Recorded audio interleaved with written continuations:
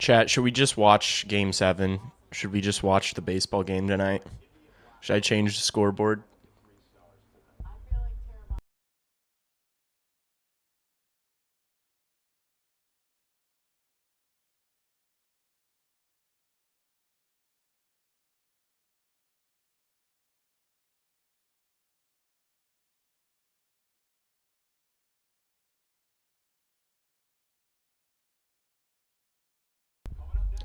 Do the clocks actually go back? Do we lose an hour or do we gain an hour? Yeah, these 9 p.m. puck drops are brutal. Move the Chicago Blackhawks to the Eastern Conference with the other original 6 teams and make sure we don't have these 9-12 puck drops ever again. Yeah, I have the baseball game up on my laptop here. I'm gonna have the Hawks game on up here. Should probably turn this volume down a little bit.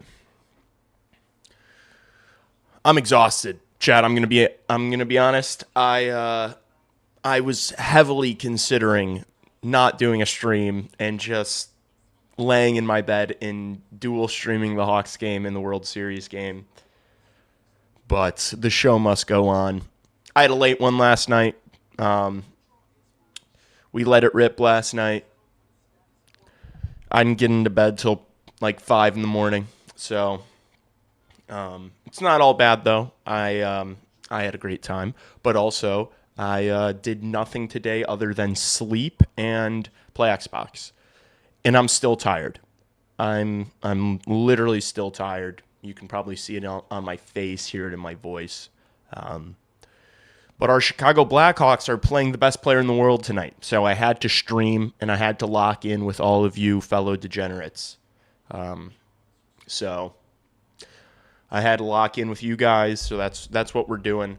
Hawks start Spencer Knight again in net. I called for on the post game, which if you didn't watch, I don't blame you. I don't think anybody watched that post game. I said maybe you go to Soderblom here and then get back tonight on Monday, but they wanted to play their best guy against the Oilers, which I guess is fine. Actually, that postgame did end up doing over 700 views. Last time I checked, it was at like 200. Eat something before the game? I did. I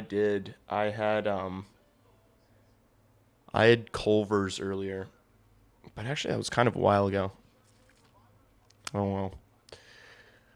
I'm telling you guys right now, if the Blackhawks lose tonight, I promise you there will not be a post game. I am not doing the 1 a.m. post game for a 4-1 loss against the Oilers. I promise you I'm not. If they win, I'll think about doing a post game, but I might just not do a post game. I might not do a post game regardless. I'm a sleepy boy. Is Spencer Knight gets blown up? It might be terrible for his confidence. I think he's going to be fine. But yeah, another bad performance back to back wouldn't be great. But I think he's fine. I think his mentality is he's in like a really good headspace. So I think he'll be fine, even if he does kind of get piped tonight. But I regret going out to drink. Please, Hawks win. Yeah, dude, I could not imagine. Some of my friends, I think, were going to like a bar to watch the Game 7. I know I said on Thursday, maybe like Saturday, I'm going to stay in, like drink on stream, and I have no desire to do that whatsoever. That was last night was my fix. I had a billion. I would say I had a billion beers last night, so I'm good. Your dad will do post games for you? Yeah, I'll get Carl to do a post game for me. Can you imagine? He just records it vertical on his iPhone. McCupless versus Bedsy. Yeah, they do have Connor McCupless tonight. Connor McCupless. McCupless is so insane, dude. That's crazy. Republic of Denmark. The Metro is not good. I'd take that over the Central for the next 10 years. Yeah, but the Metro being bad now usually means once you're bad, you're going to eventually get good. Unless you're like the Buffalo Sabres.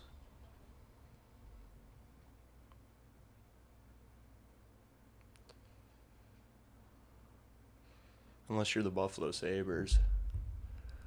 Did my CHSN just freeze? Or are they like pausing this? Yeah.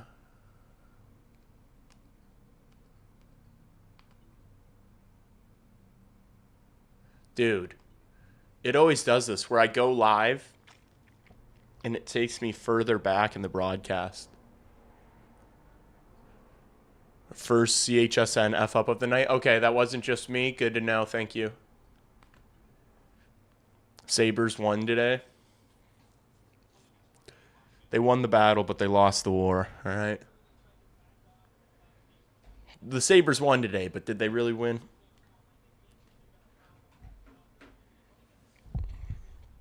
Did they?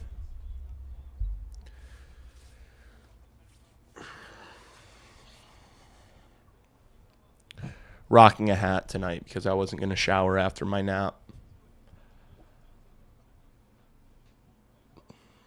That's what I was thinking. Most Eastern teams are going downhill and the Western teams are all going up pretty much.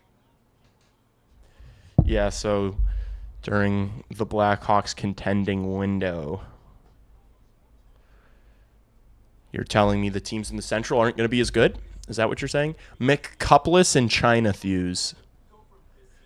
What if the Panthers are generally a bad team and we get a top pick from them? That would be miraculous. There's no way, though.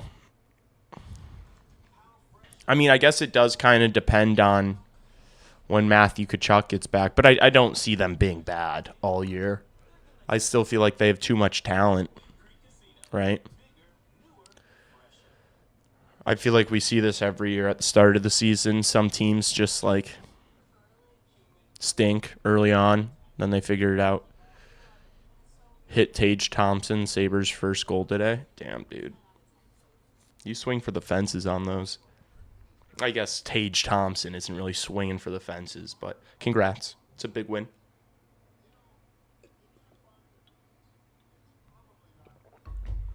It's a big win.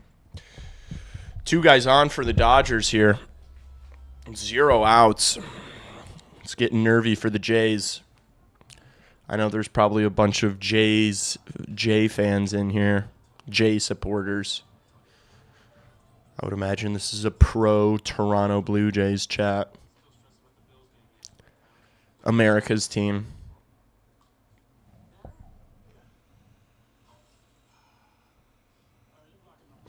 There's a timeline out there where the Hawks and Panthers win the lottery and we get 1 and 2. Can you imagine?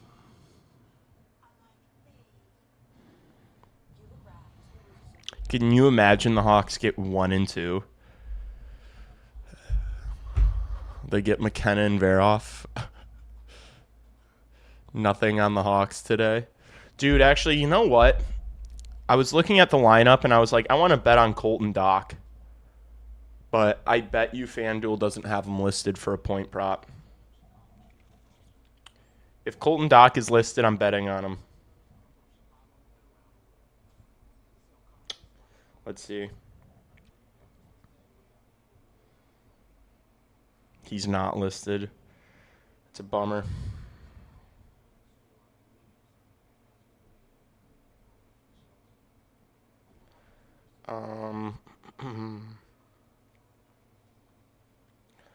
Let's see some Bedard props. What's his shot prop at?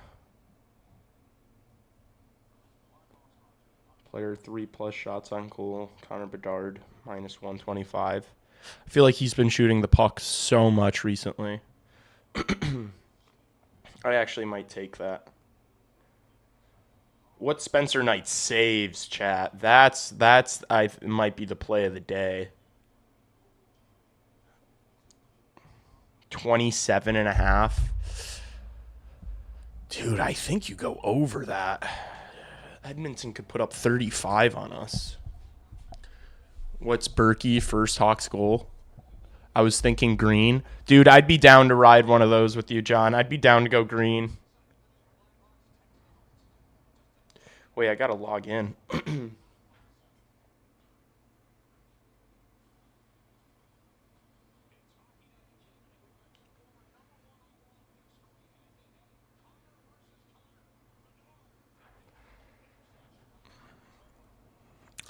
Under 27.5 saves? Really? This team gets shot on so much. They know he's getting peppered. That's not even, dude, last year it would be like 29-30 every single game. I think if I was taking something there, I'd take that over.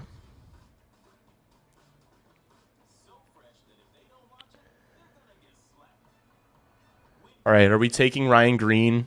Are we taking Ryan Green first goal scorer? Wait, he might not even be listed on my... Oh, no, everyone's listed. Wait, Ryan Green's not listed on FanDuel. Oh, no, there he is. Plus 4,500. Holy shit.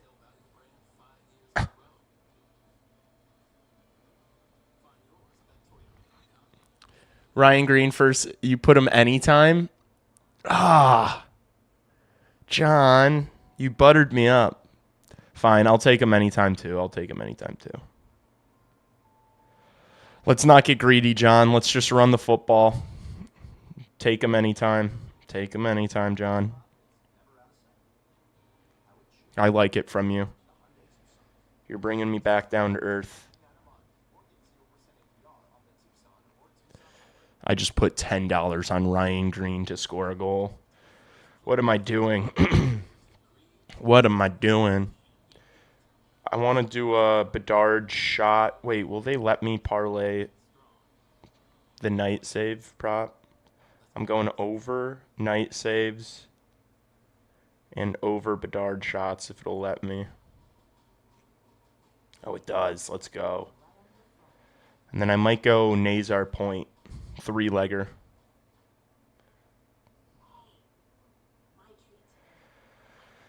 Three-legger chat.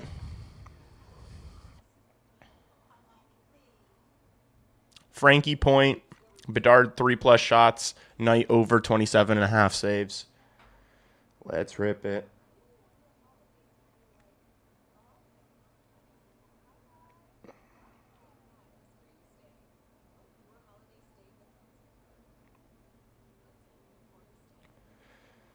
All right. I think those might be my bets. What's Bedard's point prop price? Minus 186. I was possibly going to take it as a single, but pass. All right. I got that 3-legger. Hawks plus 1.5. Dude, I bet that against Winnipeg, and it got absolutely smoked. So I think oh, shit, I didn't even realize Dodgers scored. They've got 2 guys on, still 2 outs. It's 3-2. Speaking of football, Mason West is still playing. Oh my gosh, dude, this guy in his football. Can his high school season just end already? Never heard of Kurashev.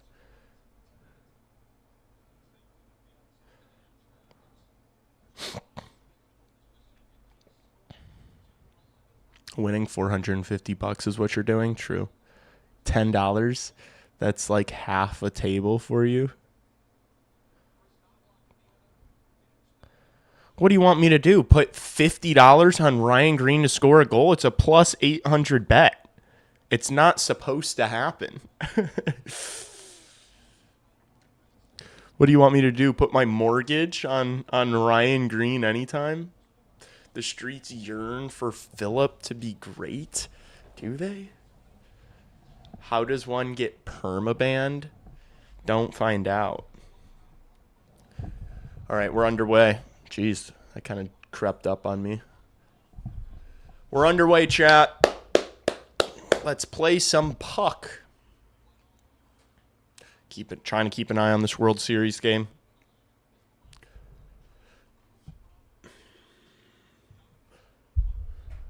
The Dark Knight's signature win. Oh, fuck. This autofocus pisses me off. Evan turned the puck over Bouchard. Jays get the out. Middle of the 6th. Up a run still.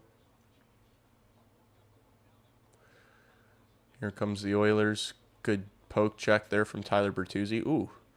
Teuvo Teravainen just hit somebody on the blue line. Stood him up. Haha, funny guy. Was using my mom's account. Renzel gets squeezed off the puck. Teuvo takes it in.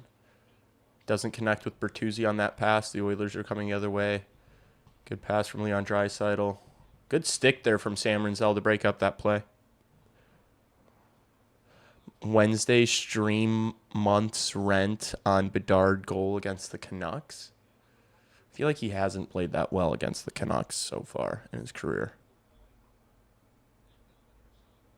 Bedard versus McDavid. Please have a good showing, Blackhawks. I agree. Have a good performance tonight. Here's our anytime goal scorer, Ryan Green. Burakovsky carrying for the Blackhawks. Passes over to Murphy, who's going to ring it around the boards. Ryan Green's the first one there.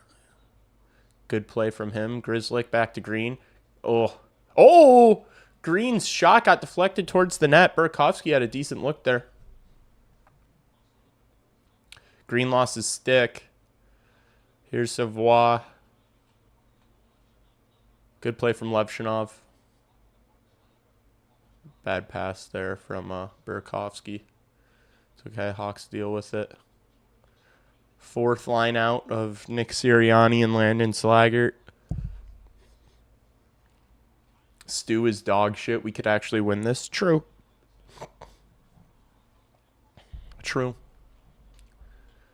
I mean, the Oilers just have had pretty up and down performances so far this season. You never know which team you're going to get on any given night.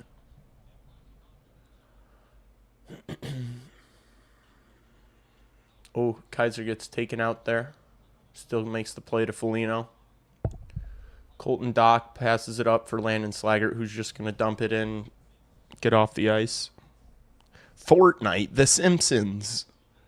Guys, you guys want to play this Fortnite with a Bart skin? We haven't had a whistle, have we? Oh, right as I say that.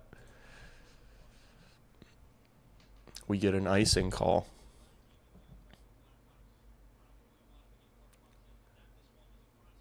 Can you imagine that was the Ryan Green goal? It was like he was trying to pass it, and it hits a couple of sticks and goes in. That would have been hilarious.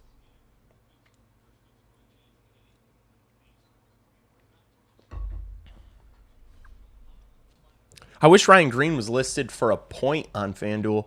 I would take that every single game until it was lower than like plus 150. Nazar needs a big game tonight. Yeah. I bet on him to have a point in my parlay. And it'd be nice for him to have a good performance in general.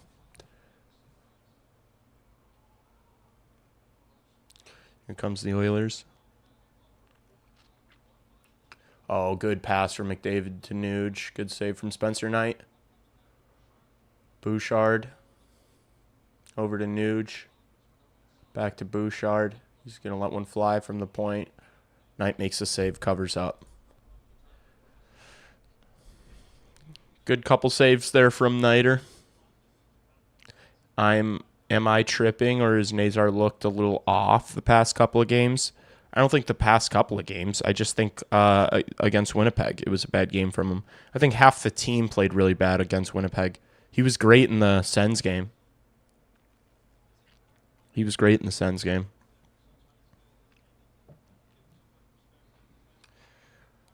Toronto gets on base here, 0 outs, bottom of the 6th.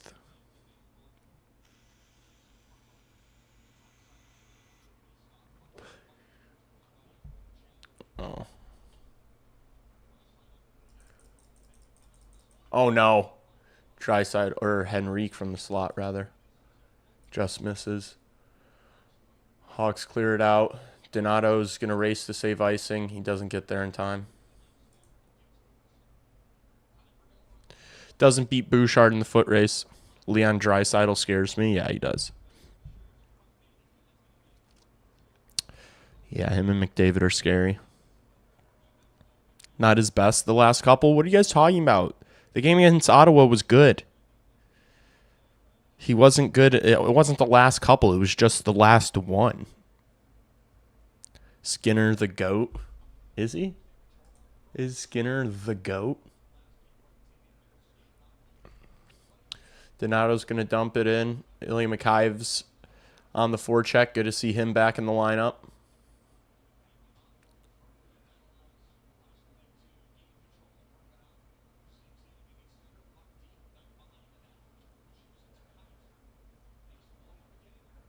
Good pass from Kaiser to Mikheyev to break the Blackhawks out. Murphy to Donato. Donato's just going to play it along the boards. Good keep from Grzelcyk. Burakovsky leaves that for Green, who makes a really nice play along the boards there. Bedard's going to get on the ice. Grzelcyk was looking for a deflection there, but no one was there for him. Oilers get it out of the zone. Burakovsky finds Bedard. Bedard enters. Oh, he tried a tough angle shot there. Grzelcyk to Burakovsky. Oh, Bedard fans on that. Damn. I need these shots. I need these shots. Matty G lip bite. Matty G about to have a career night. You guys are on the Matty G sniffs. Did everyone have a good Halloween? I hope so. I did. Oh, that's a base hit. I think Jays might score here. Yeah, they're going to bring him home. Jays score. 4-2, 0 outs in the sixth. That place is on fire right now. Holy cow.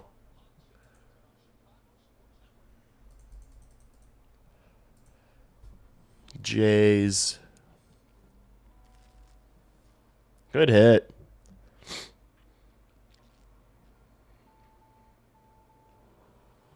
Double there. The amount of torque these boys generate is insane. Yeah, dude, so much. They're so torqued. So much torque. Dude, if Toronto wins this, it's going to be mayhem in that city. I'm not going to lie. The hater in me would kind of... if they just collapsed... Nah, I shouldn't say that. I'm a hater. That would be funny, though.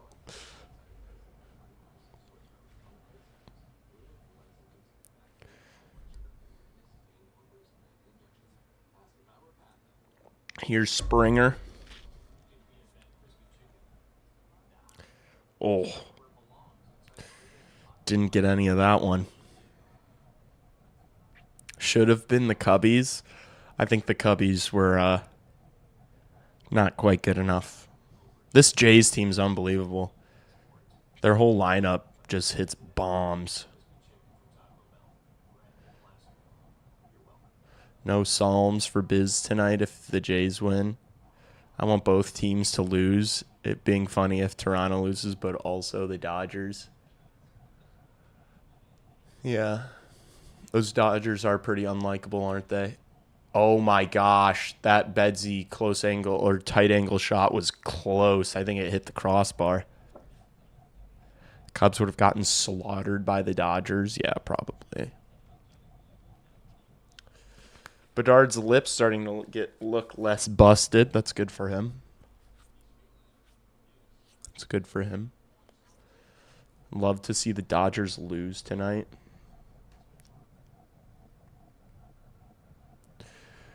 Oh, I should pull up my stream as well here. Hawks dump it in. Oh, I didn't start the clock. My bad.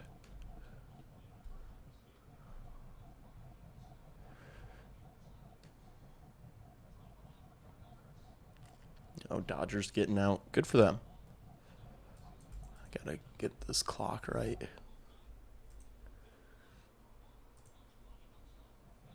All right, here comes McDavid into the zone. Wallman, his shot gets deflected into the corner. Blackhawks not able to break it out, though. It was a bad pass. Who's that? Vlasic. Come on, buddy. Love to see the Dodgers lose tonight. Here's Frank Nazar on a 2-on-1, maybe with Tavo. Oh, good glove from Skinner. Nazar almost got that right underneath the glove. Oh, he wipes out. Makes the pass, though. Here's Kaiser. Oh, goes just wide. Good play by Renzel. To Teravainen. Burakovsky. Oh, good save from Skinner. No rebound. Dodgers get another out. Runner's going to advance, though. Runner on third for the Jays. 2 outs, though. If they could get another run here, that'd be massive. Frankie's back. Yeah, he's looking quick so far. He's got to jump tonight, that's for sure.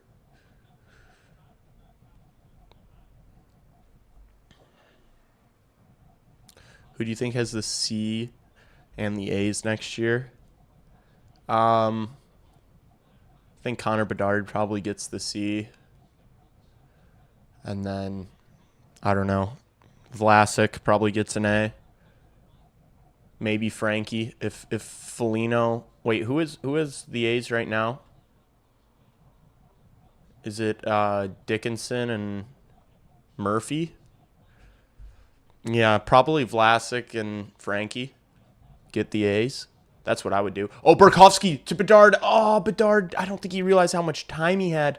He could have settled that down. Bedard got on one knee to try to deflect that shot pass from Burakovsky. I don't think he realized he had a lot of time. He was all alone in front of the net. Oh, I think that shot got tipped. Good save from Spencer Knight there. Blackhawks miscue there. First line's going to go for a change. Del Mastro gets a C next year. On the Rockford Ice Hogs, maybe. Del Mastro gets a C. A C- scorecard. A C- grade on his performance. Del Mastro gets a C. Our first line is cracked. Burke is actually sick. Yeah, Berkey's played awesome for us so far. It's proving to be a really good pickup. Damn. Bedard tried to do the Bertuzzi thing. That would have been sick. John Mustard, A. Okay. Marcel, A. John Mustard and Marcel are the new leadership group of the Chicago Blackhawks.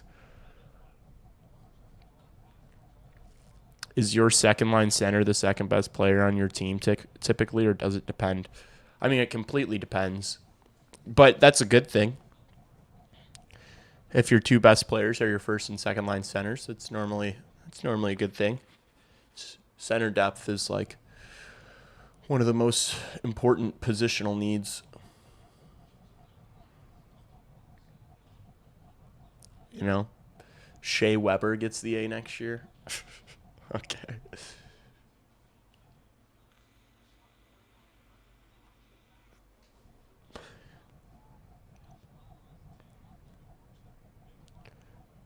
Barry is not sick. He's fine. Are you talking about Burakovsky? Burakovsky has played pretty sick for the Blackhawks, dude. Good play from Levshinov there. Hawks dump it in. Skinner plays it behind his own net. Ooh, Doc wipes out. Nice hit from Foligno.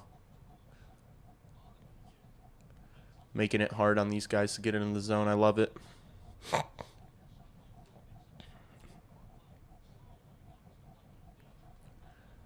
Bertuzzi hoists it out of the zone.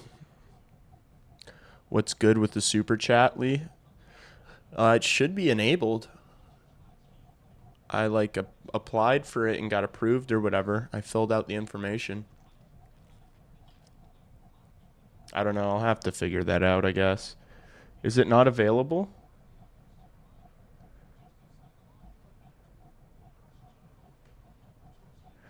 Wait, yeah, you can. You can, like, in the chat, like, right below the chat box, there's like a money thing, and you click it. You can send super chat or super stickers.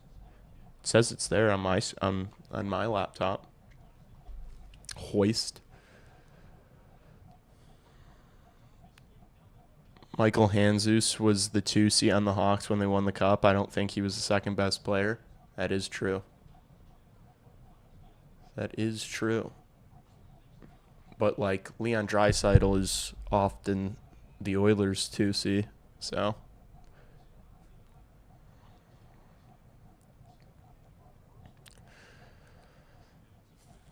Yeah, it doesn't have to be your second. That's not how it works. Like, your second best player could be a defenseman, you know?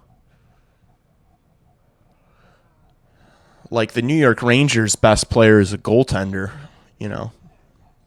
Richards, yeah, true. Richards was a 2C, but that was 2015. Handzus was the 2C in 2013, playing with Kane mostly.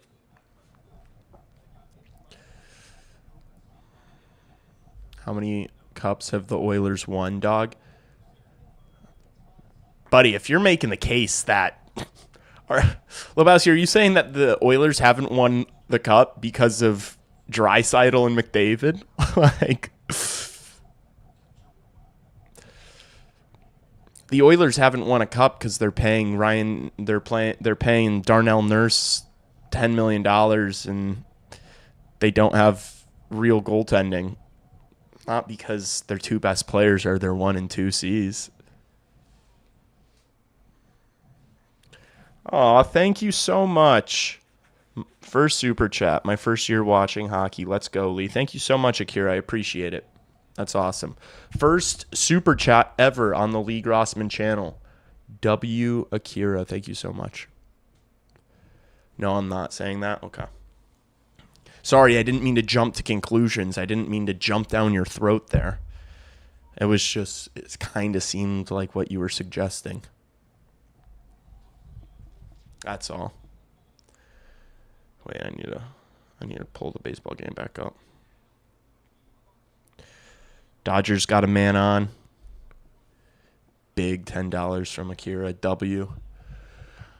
Akira refunding my Ryan Green anytime prop after he doesn't score tonight. Big W.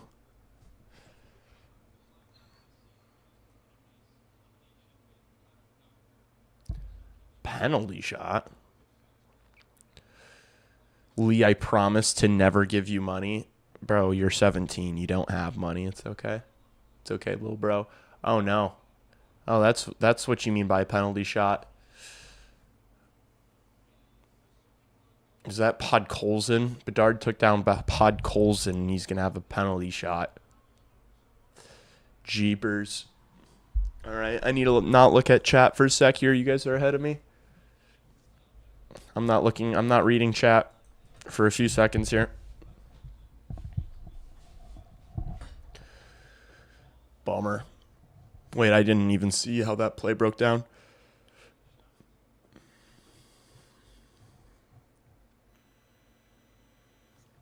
Come on, Niter.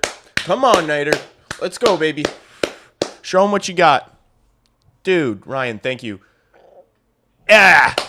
Boom. And a super chat from Ryan Guy. Thank you, guys. Make a reckless bet for me, dog? Fine, if I have to. I will next game. I will on Monday with this super chat money you guys just gave me. We'll cook some stupid bets. It goes to my fan. Every time you guys donate, it's just going to my FanDuel fund. So I should, I could say thank you for $10. Oh, Jays get out of the inning. They're celebrating.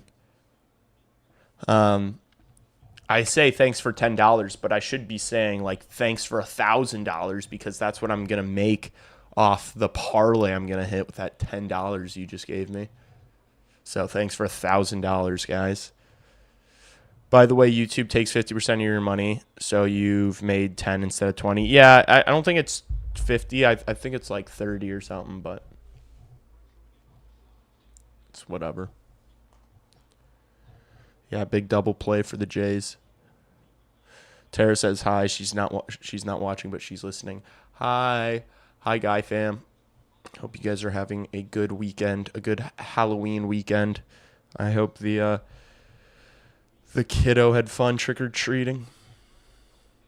Oh no! Knight makes the save, lays back on it. Was unsure of where that puck was, but he made the save and got it covered. No harm, no foul. Put your Venmo up, Lee. Yeah, what should I do? I don't know what the workaround should be. I through like Stream Elements, I linked. I made a PayPal and linked a PayPal. I don't know. I'll have to do some research, talk to ChatGPT a little bit, and figure that out. Just so that it's not even for my sake. It's just if you guys are gonna donate money to me, I don't want you thinking in the back of your head that half of the money you're donating to me is just going to those scumbags over at YouTube. He had a blast. That's awesome. Oh my goodness, you people are so old. Dude, you're a child.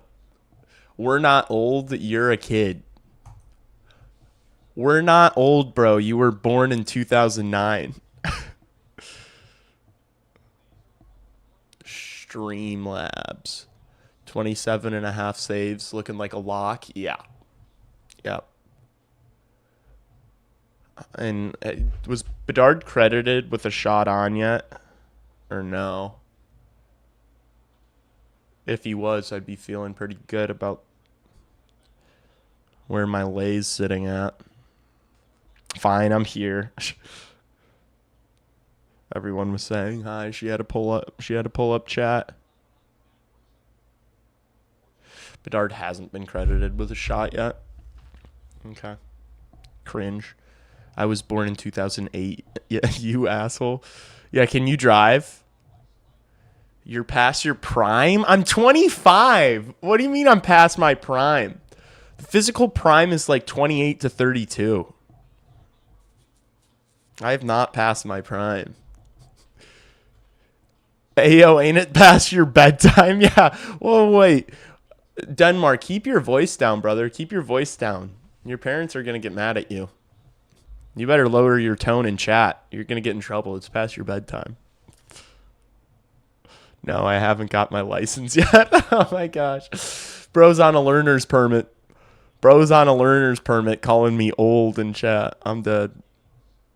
It's past my bedtime and I'm almost 30. Yeah, no, real. It's about to get past my bedtime in the second here. I'll get past from Bedard to Burakovsky entering the zone. Crevier's going to let a blast fly. Ooh, it goes wide. Jeez, man. You can't even see a Crevier one-timer. He hits that thing so hard.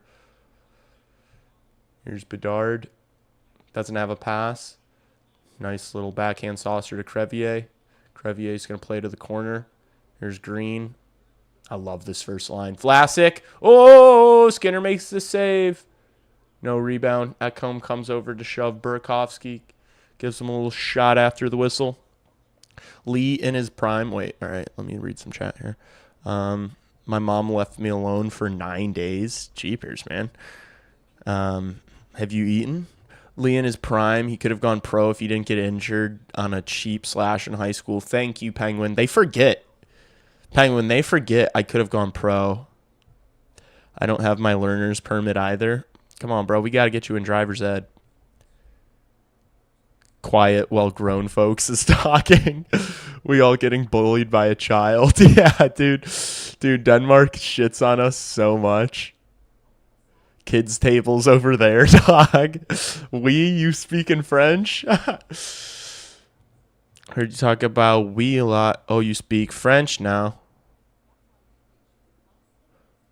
We all getting bullied. No, we are getting bullied, chat. Great pressure. Yeah, it was a good shift. I'll sit at the kids' table. I don't want to get old. What do you mean by that? Hawks, Oilers. Record very similar, but they usually start slow. Yeah, the Oilers always start slow. Did anyone else just have a CHSN fuck up? Did my shit just crash? What is going on? Is anyone else having CHSN tweaker issues right now? Okay, we're back to the game feed, I guess. That was interesting. 35, bruh, average age like 23. You can't even gamble, loser. My brother was born in 2009 and he's at least working on his permit. CHSN's so crappy and lagging tonight. All right. As long as you guys are also suffering with me, I'm okay with it. No, I'm just kidding. I'm not okay with it, but it does make me feel better knowing that What the hell? They keep showing this edge stat. They keep showing this Bedard versus McDavid advanced analytic graphic.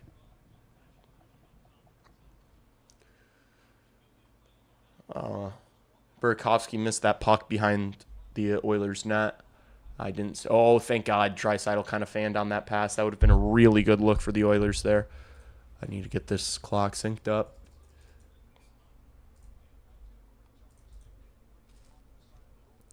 It's surprisingly fine for me. CHSN has died.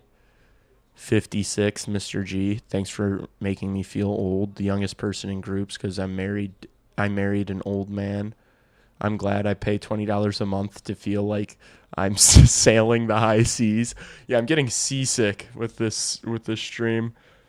The CHSN feed is making me nauseous, chat.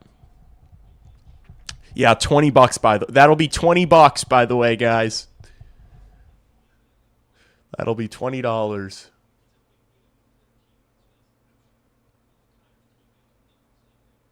Yes, I'm making it look like you're about to pass out.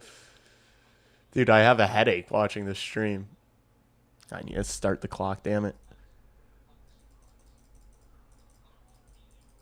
All right, Hawks dump it in.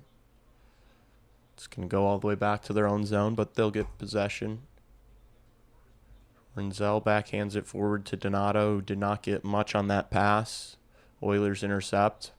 Podkolzin fans on a pass entering the zone. Oilers have to tag up. Oh, really good stick lift there. Really great back check from Ryan Donato. He can't get it in deep, though. Here comes the Oilers. Good stick from Bertuzzi defensively there. I like the way we've defended thus far, chat. Good back check by Hockey Nato. Yeah. I'm very happy my brother pays $100 a month for CHSN not to work. Why is he paying $100 a month? Oh, does he have the Sox and the Cubs?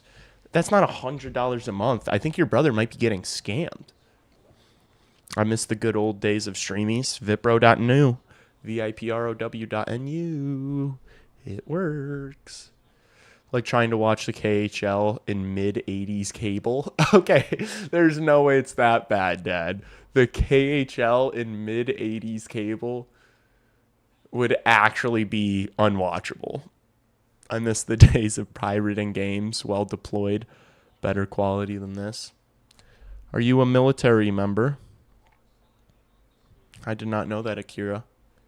He pays $100 for Fubo? Oh, gotcha. Yeah, at least you get other shit with that. I'm just paying $20 for shitty CHSN. Good thing that... Oh, good stick from Bedard. Oh, that would have been sick. $100 for a streaming service is diabolical. That's pretty close to what YouTube TV is, and I pay for that. Oh, no. Thank God.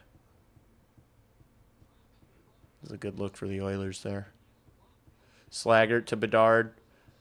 Bedard enters the zone. Tries to leave it for Donato. He wasn't there yet. Air Force, I'm out now. Hell yeah. Thank you for your service, Akira. I got a free Apple TV out of it, so I don't care. Niter 28 saves is freer than a Trump stimmy. Anyone else have YouTube TV? What are we moving to if Disney doesn't come to a deal? I don't know, dude. I'll have to figure that out. We'll have to figure that out. Yeah, this I told you guys that night over saves was the play of the day. Hindsight Harold should have taken it as a single. It's whatever. Let's get Bedsy some shots on. Nazar will pick up a point at some point. It's kind of been a defensive masterclass so far this game.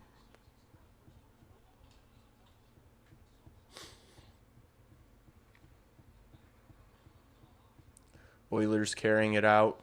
Under 2 minutes to go in the first.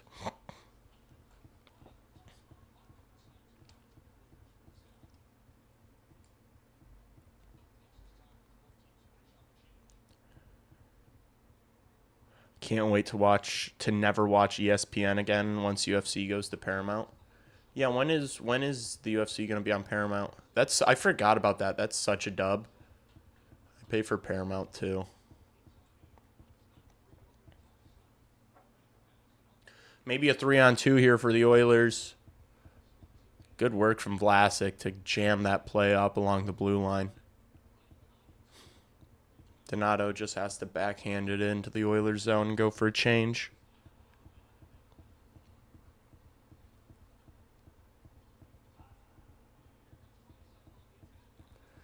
Who wouldn't want 7-6 games? Who wouldn't want that? I just fat fingered and hit. I do need to remember that this buzzer button's here. I should do that one. I need to hit that more for more stuff. I didn't mean to jump scare you guys. There's 54 seconds on. Wait, who's in the box? They called a penalty on Kaiser for that? Huh?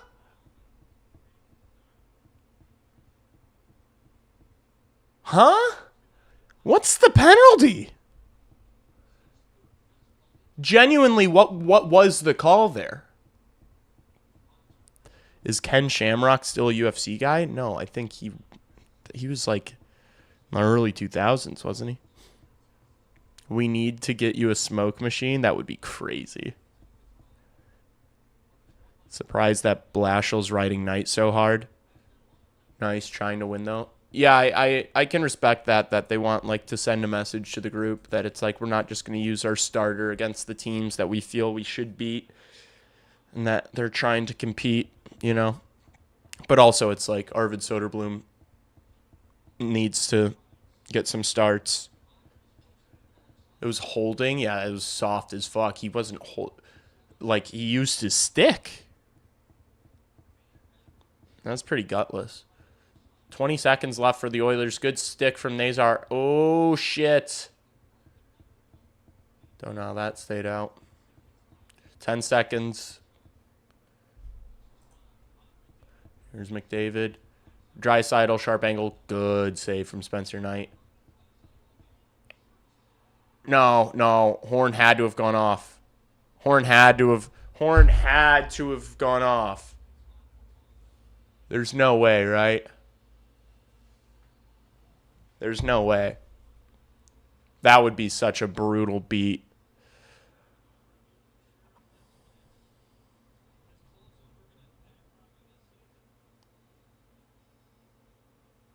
Well, that doesn't help us, CHSN. No, that's not a goal. That's not a goal. All right, I'm pulling up YouTube. That's not a goal. I'm moving on. I'm not even looking at it. I'm not watching it anymore. Dry looking like Frundell. Dry's looking like Frundell. Chat, we still got to finish the every shift. We didn't finish the every shift last game. Oh, shit. The Dodgers hit a home run. No goal? Yeah, there's no way that's a goal, chat. What? No fucking way. It's a one-run ball game. Trey Savage just gave up a homer to Max Muncy.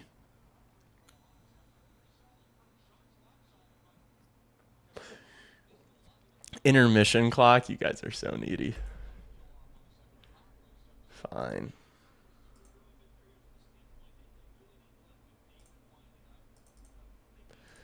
Fine, there's your fucking intermission clock. Let's finish every shift, chat. And then I think we're going to watch a Ringside General video, maybe. I asked him if I could watch his recent vid on stream. He said yes. All right. What do I need to do here? Window capture. Every shift. Chance here. I gotta make the screen bigger for you guys.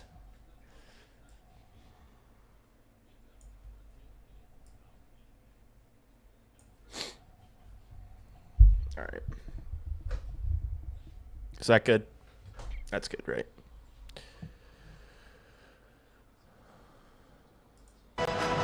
To regain the lead midway through the third period.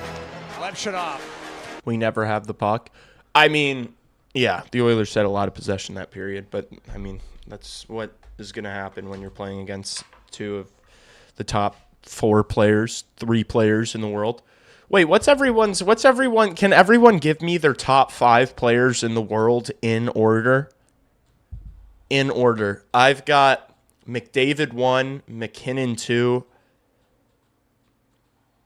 Makar 3, Draisaitl 4, Kucherov 5. That's my top 5.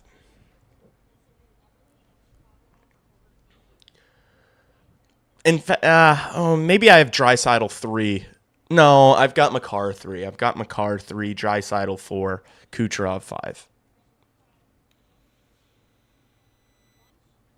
Eggnog ice cream, you deserve jail. That's jail time. It's disgusting. Carolina.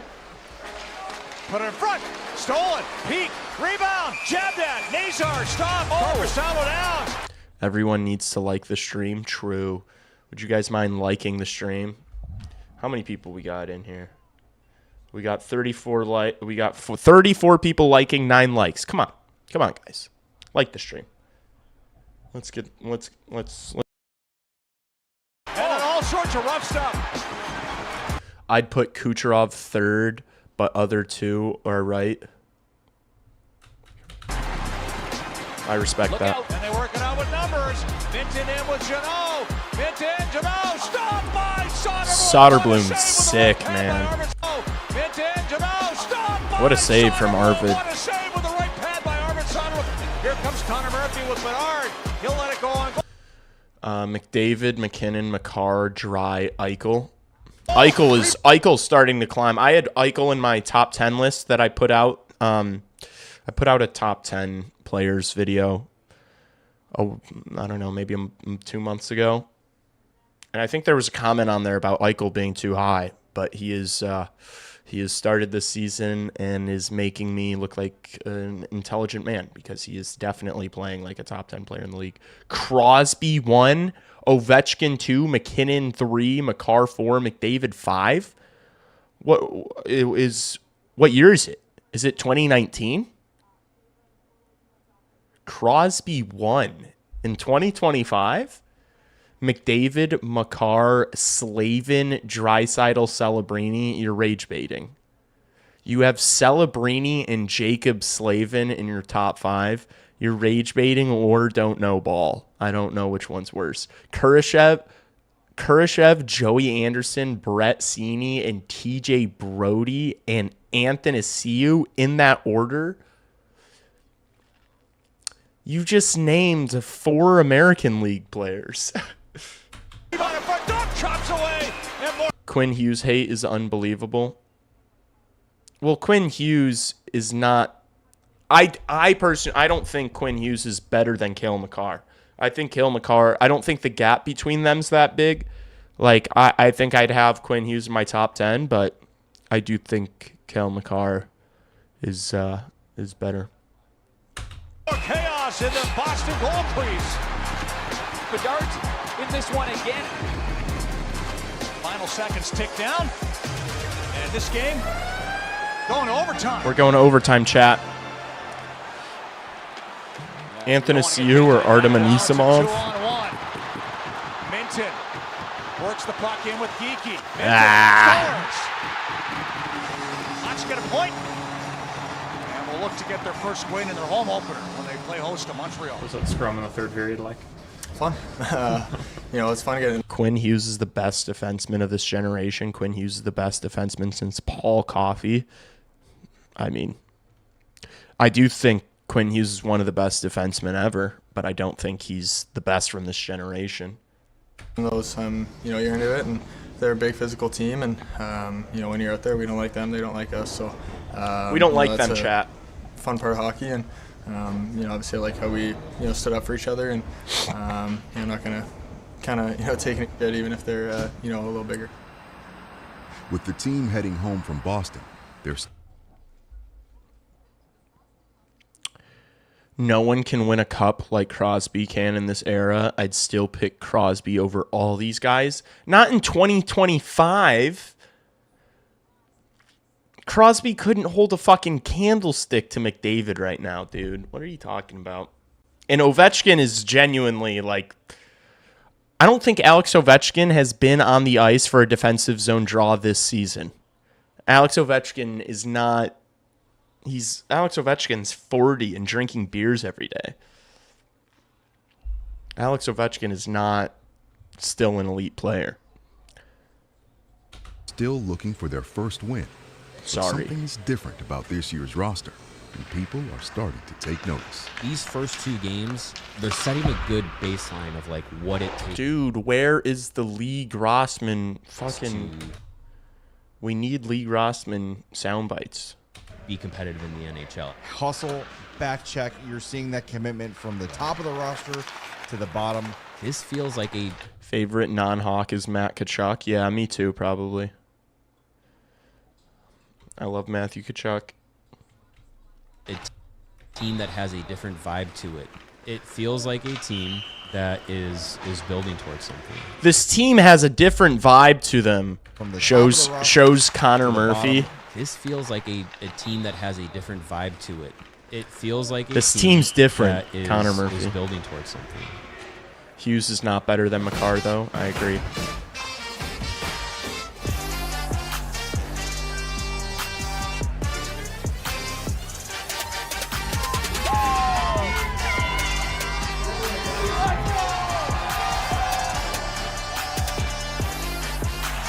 This beat's kind of tough, chat. I'm so tired. Holy shit.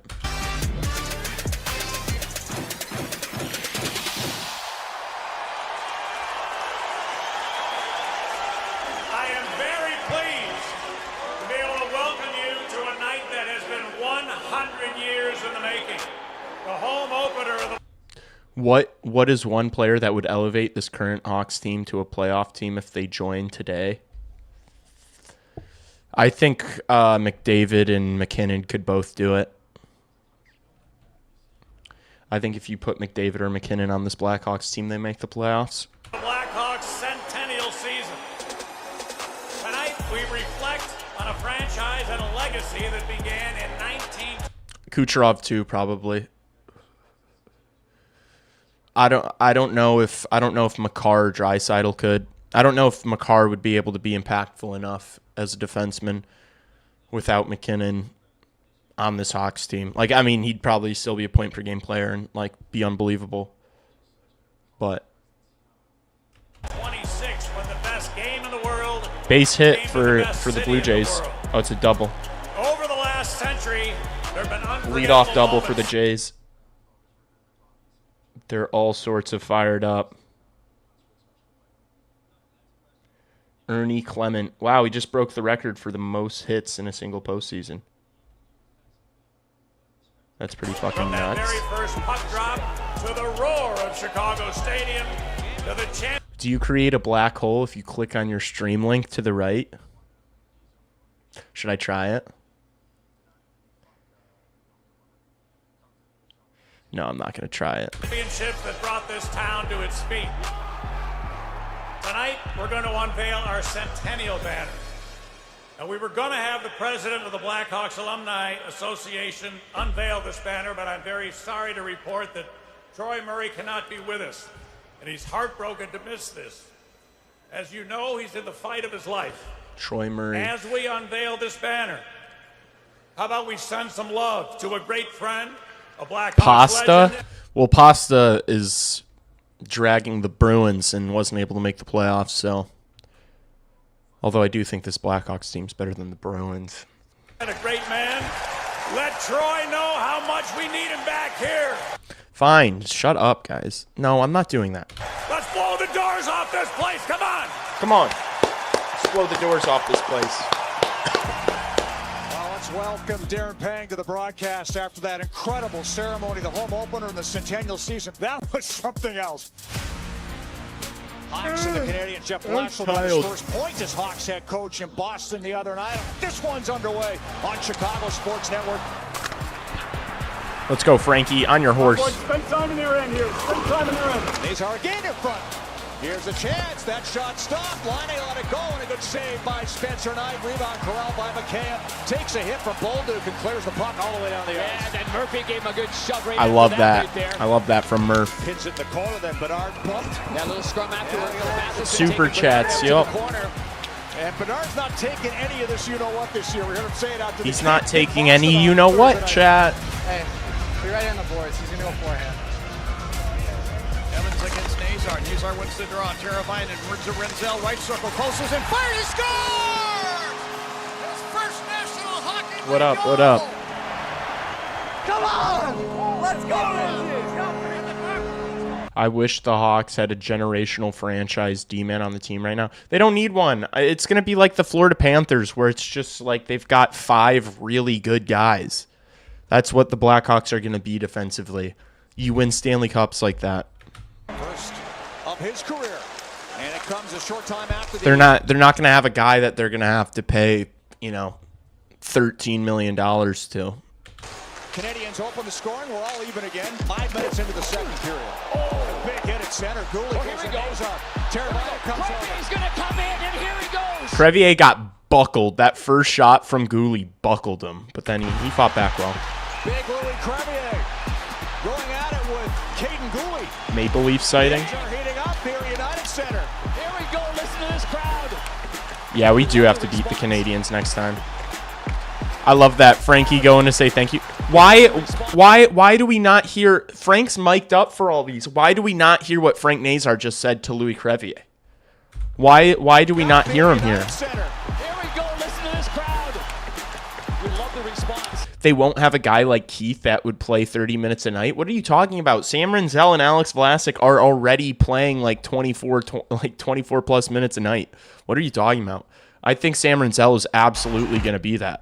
I don't know how you could have how you could be watching Sam Renzel this far. Yeah, he's still kind of raw, but the way he can skate and defend and pass the puck, Sam Renzel's going to be one of those guys that you can play 25 plus minutes a night.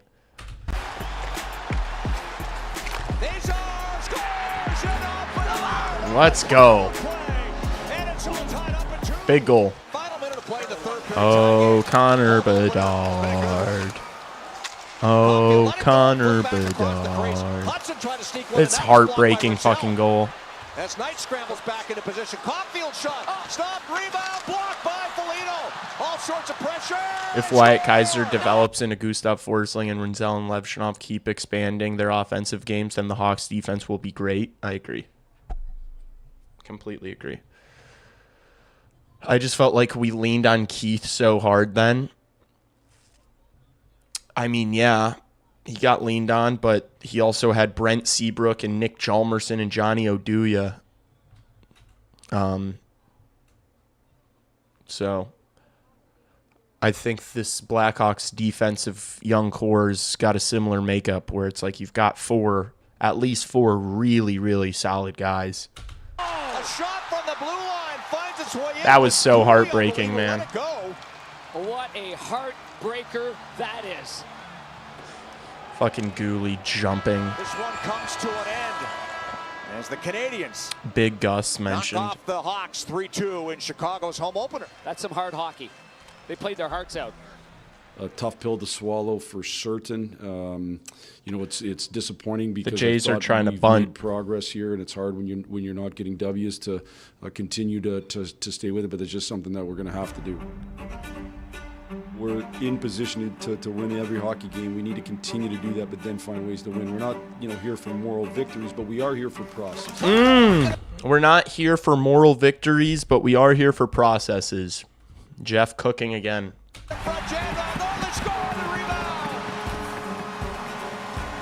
Slides free to Foligno. Nice play. Here's Burakovsky. Dynasty Hawks basically played 4D. Michael Roosevelt would like to have a word.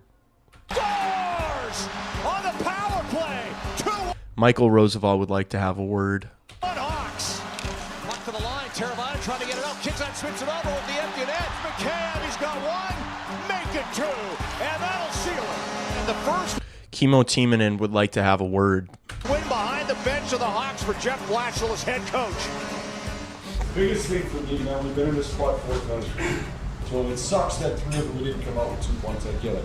You keep putting yourself in the spot, and now we start to learn how to win. Now Yes, sir. Okay, so we got to make sure we take this and now we apply it here on Wednesday against St. Louis. Big one there. We just move on to the next one. We'll find a way to win. We made him wait a little long to get it, but first win as the head coach of the Chicago Blackhawks. Yes, sir. Aura maxing Jeff Blashill. One thing I'd say to that is I love this group, man. I fucking love this group too, Jeff. And I love my fucking coach. One thing I'd say to that is I love this group, man. I love this group. I really do. I think it's a special group. So we'll keep. There'll be many more of these, man. I'm really enjoying it with you guys. Let's keep battling, okay? Let's keep fucking battling, boys. That's epic.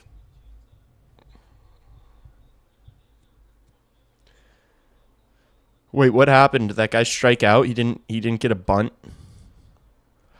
All right, I'm turning this off. We're about to be back. Chat. Let's lock in. Chemo ain't having a word on a cup though. Yeah, he didn't play at all. He was like a weighted vest for that team.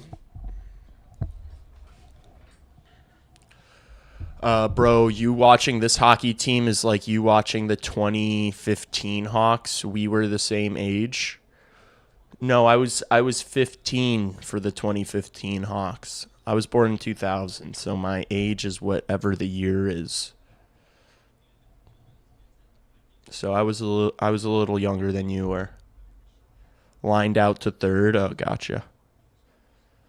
How are the Habs the youngest team in the league and doing so good? What that team has that the Hawks don't have? What? That team just has more NHL-ready young players. That's all. They're just like the Habs are a couple years ahead of the Blackhawks. Nick Suzuki is like fucking 27. Nick Suzuki's like in his prime. Cole Caulfield's like 4 years older than Connor Bedard. Shit. Clock. We're underway. I forgot the Oilers still had like a minute of power play time. There's a whistle on the entry there, though.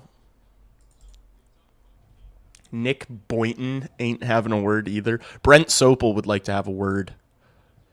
No, you were a year younger, so you probably don't remember the 2010 at all. I remember the 2010. I'll never forget where I was right when I realized that goal went in. I jumped in my uncle's arms. He was screaming at my face, holding me. I was sitting in my family room right in front of the TV. I remember the 2010 run. I was already locked in by then. Like, I was watching in 2009.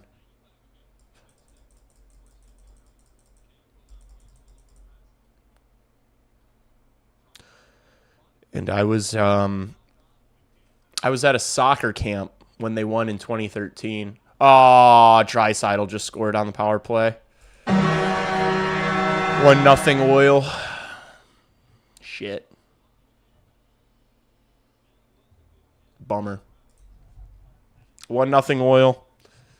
Let's lock in here, chat. We'll get ours. We'll get ours. We'll get on the power play.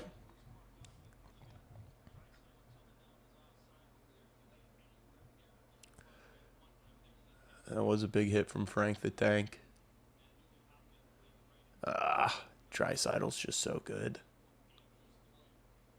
Oh my gosh. Was that McDavid that Nazar ran over there? I love that.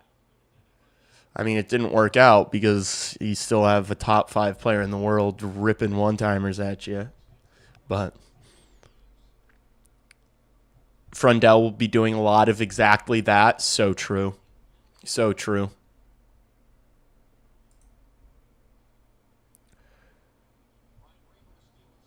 I said we need to cover Leon better and they do the opposite. It's hard. It's hard to deal with that power play.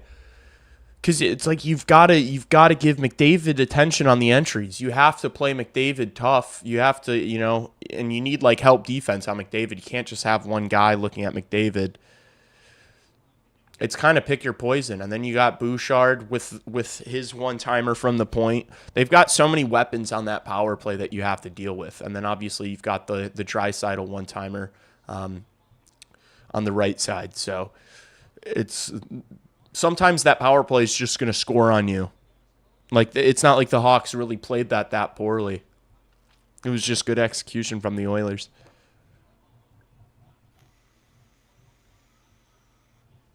Here's Kaiser into the zone. Bertuzzi's going to ring it around the boards for Levshinov. Levshinov sends it back down low to Bertuzzi. Here's Teravainen. Oh, Nazar almost got a piece of that. I think Tavo kind of threw that to the net looking for a deflection. Good job by Lev there. Yeah.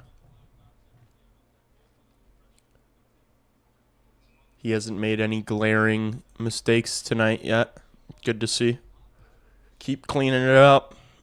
It's going to get better as time goes on with Levshinov. I just spilled.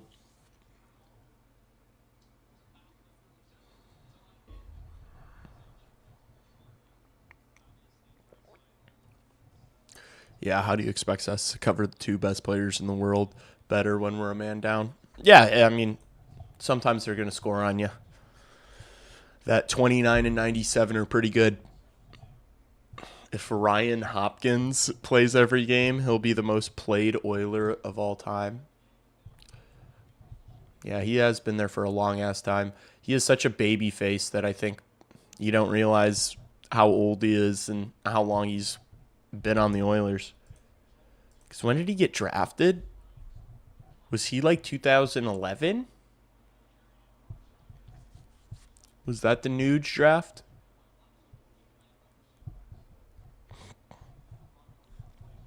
$2012 maybe?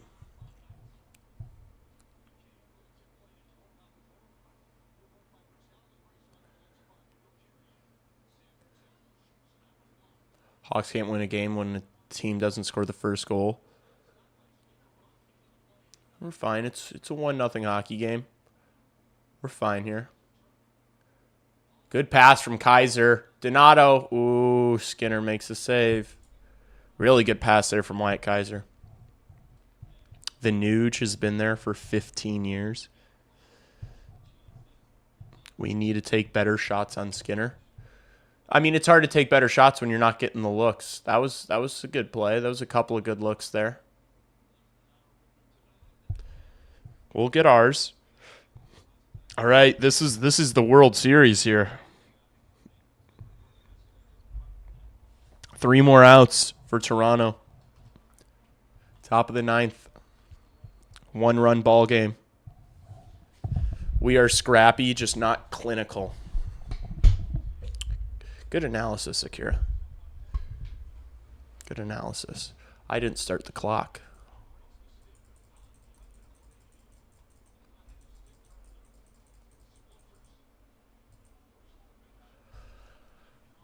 Here's Darnell Nurse to Mangiapane, back to Nurse. McDavid gets squeezed off of it from Nick Foligno.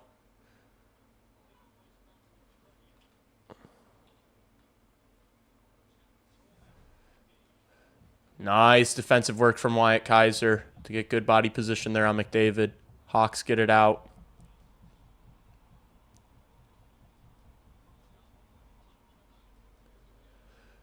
Good poke check from Ryan Green. Oh, gosh. Oilers are just so good. All right, let's go now. Oh, shit. Burakovsky just took the puck off Bedard on accident. A little bit of a miscue from the Hawks. Wyatt Kaiser wins it. Help him out there. Attaboy, Greener.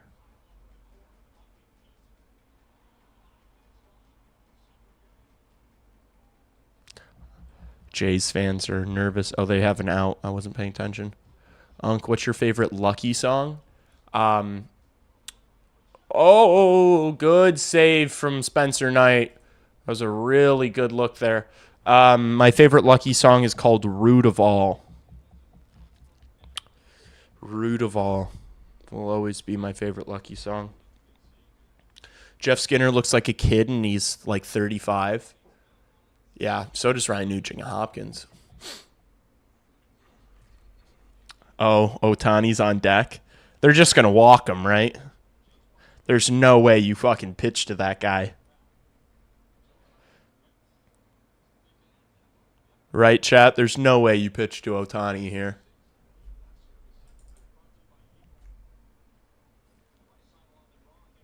Terrible song? What are you talking about, terrible song? You weren't even alive when that song was released, probably, dude. That song came out when you were in diapers. Terrible song. That song's hard as fuck.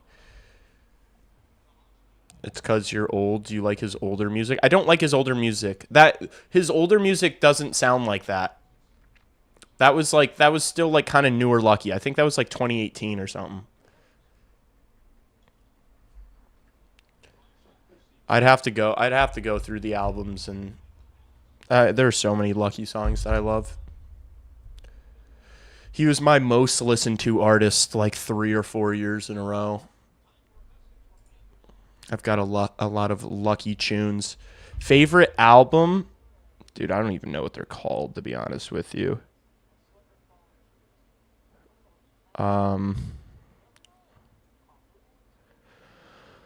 My favorite albums are... I liked Wake Up Lucky a lot. Free Wave 3. I'd say Free Wave 3, Days Before 3, and Wake Up Lucky are my favorite Lucky albums. Oh my gosh, the Dodgers just hit a homer and tied up the game. Oh my goodness. Miguel Rojas. Holy shit. That's as big time as it fucking gets, man. Wake Up Lucky is amazing. Yeah. Does this guy not know that this is a hockey podcast? First of all, does this guy not know that this isn't a hockey podcast? This is not a hockey podcast. This is a YouTube channel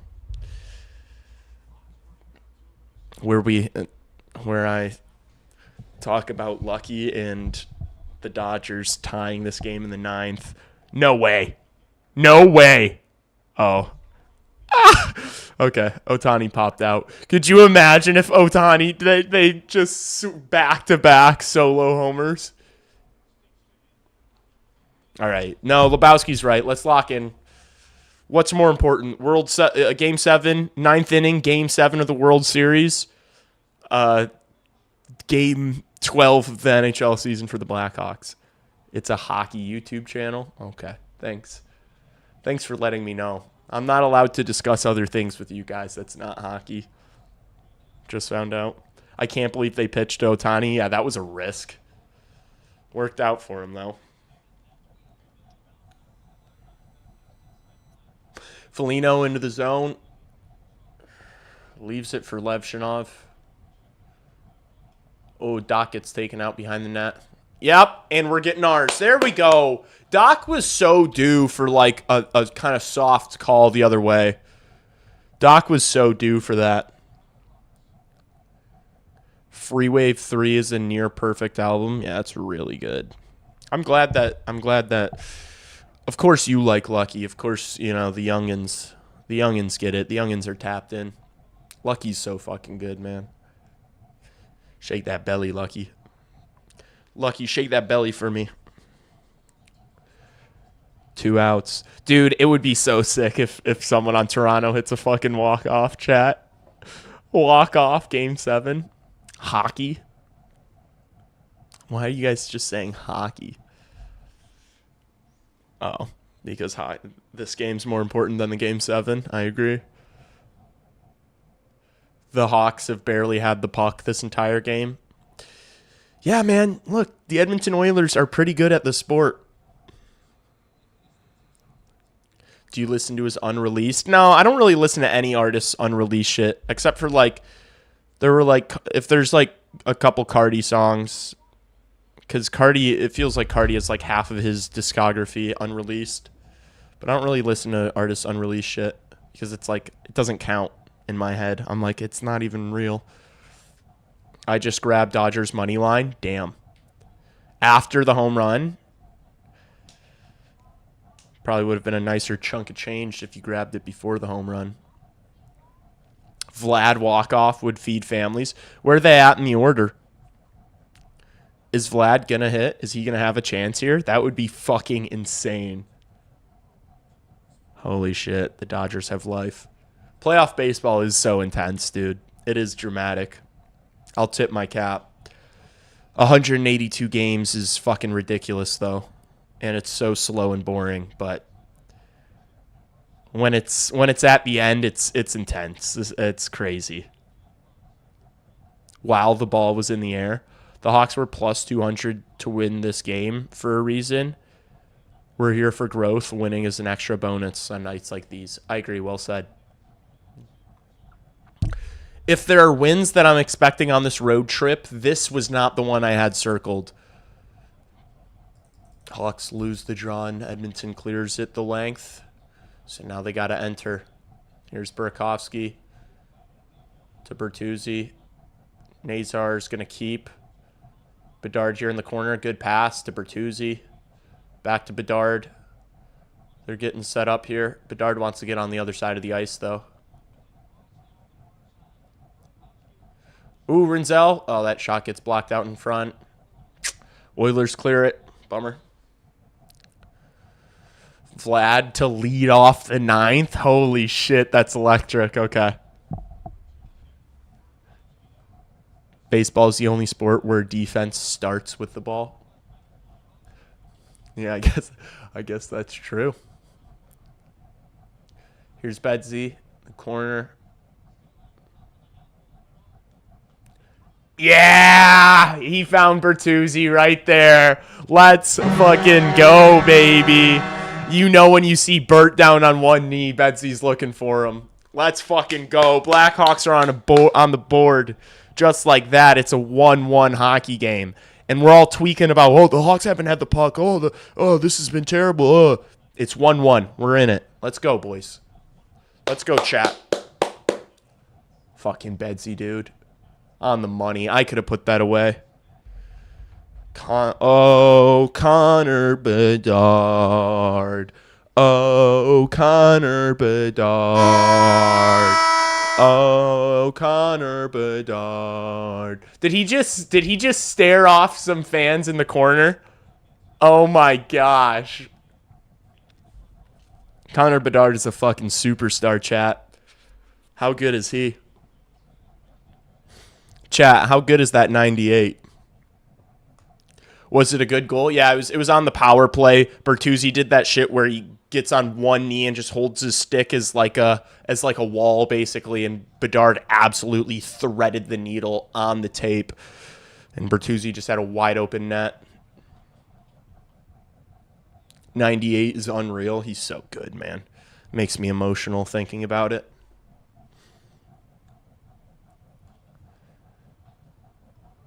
Oh, these Chiefs fans are tense, man. They are beside themselves. All right, here's the first pitch. Ball 1. Oh, no, it's the third pitch. I wasn't. Uh-oh, 3-0 count. 3 balls on Vladdy here. They're not trying to give him anything. I think they'll walk him. He doesn't want to throw short. No way. No way. Oh, shit. That was so close. Popped out. First out. Here's Bertuzzi to Levshinov. Ooh. Skinner makes the save. Good keep from Kaiser. Just flings it into the corner. Levshinov's shot gets blocked. He pinched a little high there. He shouldn't have pinched there. Oh, wow. What a play from Bertuzzi. Oh, Nazar. Oh. Skinner didn't really know what to do with that one. That was such a good back check from Bertuzzi. That probably saved the goal, chat. Here's Kaiser now. Oh, good pad save from Skinner. Puck's still free. Teravainen keeps. Here's Levshinov in the corner. Nazar! Oh, good save, Skinner.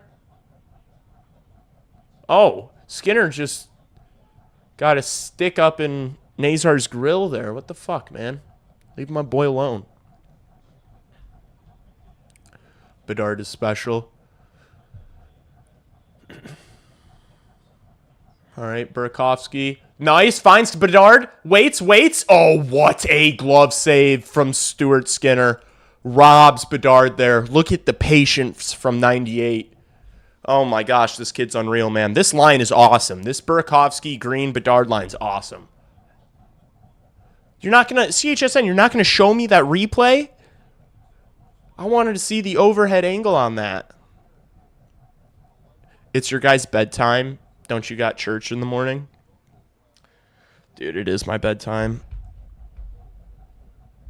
I've said it. I said it at the start of the stream. I'm going to say it again. I'm not doing a post game tonight if the Hawks lose. I might not even do one if they win. I should do one if they win. I just don't want to, man. I'm so tired. I'm so tired.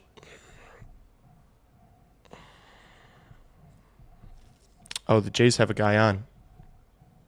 Was it a hit, chat, or did he get walked? Who's watching? Why is Skinner good now? Dude, Skinner is a fine goaltender. He just makes mistakes a lot. Like, when Skinner's on his game, I should rephrase that. When Skinner's on his game, he's actually a pretty solid goaltender. He's just not on his game in important moments a lot of times. Like, he'll just do random boneheaded shit that you just scratch your head. You have to do one if they win? Oh my gosh. You're going to do one if they win? Fine. That's a strike. Strike.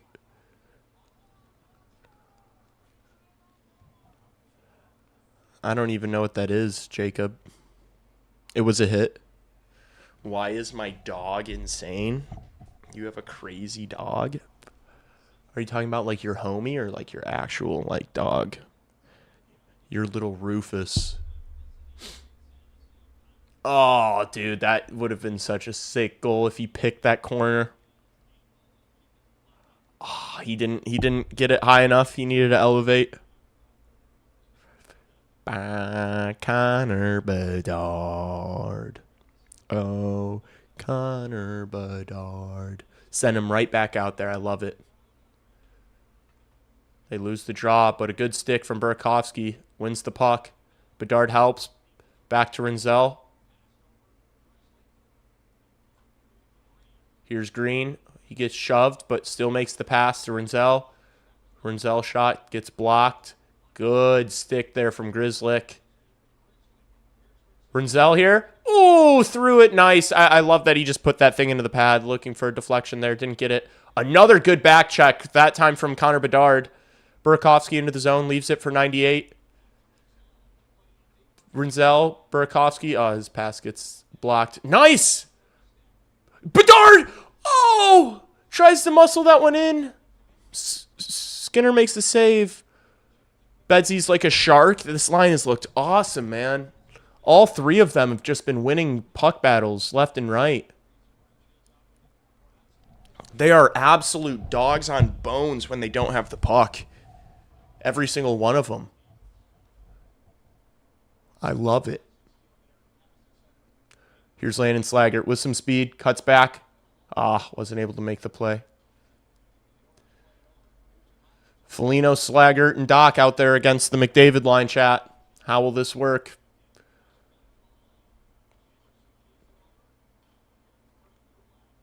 Probably could have expected that. Oh, McDavid's shot gets deflected. I think Knight made a save.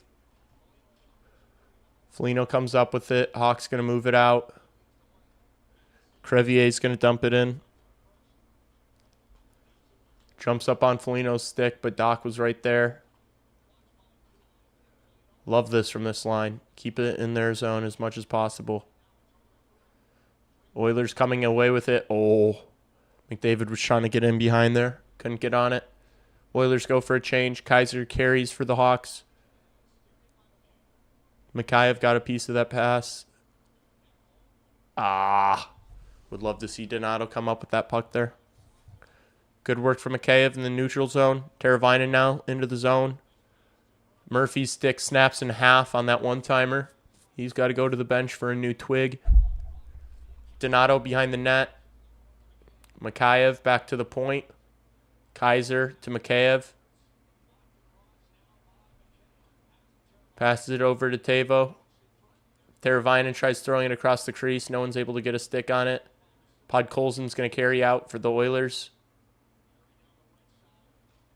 Attaboy, Levshinov. Come on, stay on that. Nice, Artie. Hawks not able to get it out, though.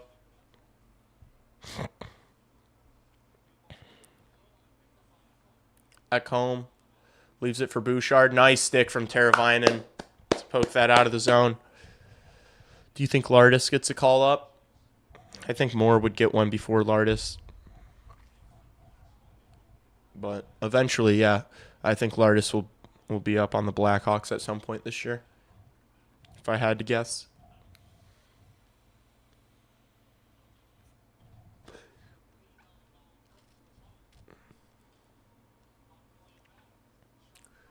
Ooh, shot from the point for the Oilers goes wide. Bertuzzi gets on it. Passes it to Levshinov, who's just going to hoist it out. Nazar catches it out of the air. Attaboy Frankie takes a hit to make the play.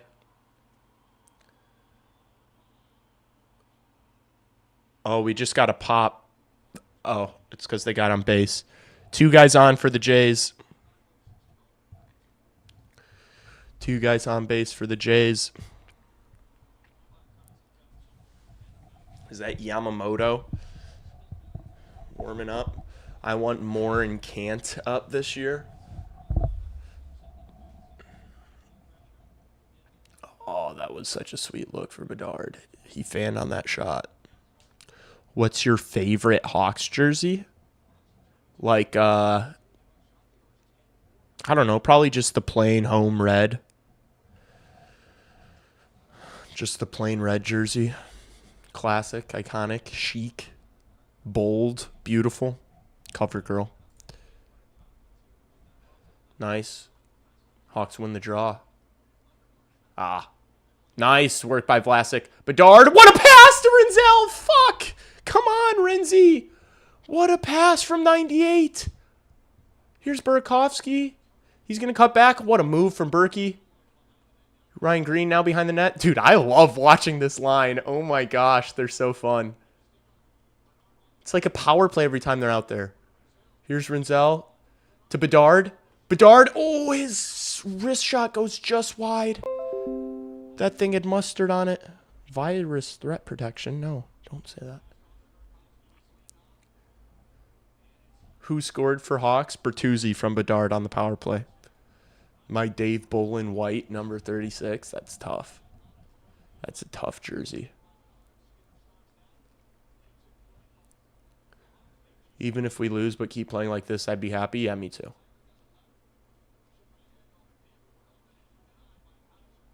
This first line's been a real jolt of energy for this group.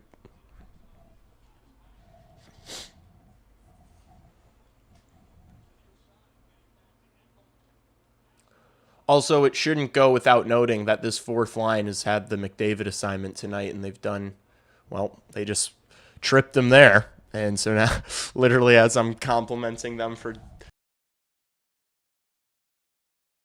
against them.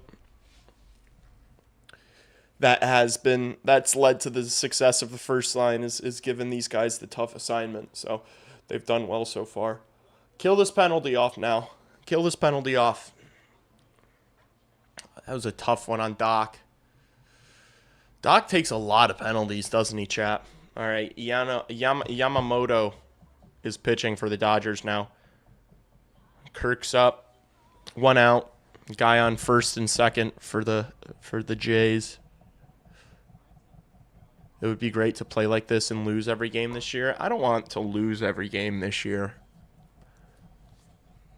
They don't need McKenna. It's not like not getting McKenna is going to keep them, you know, like obviously getting Gavin McKenna would be,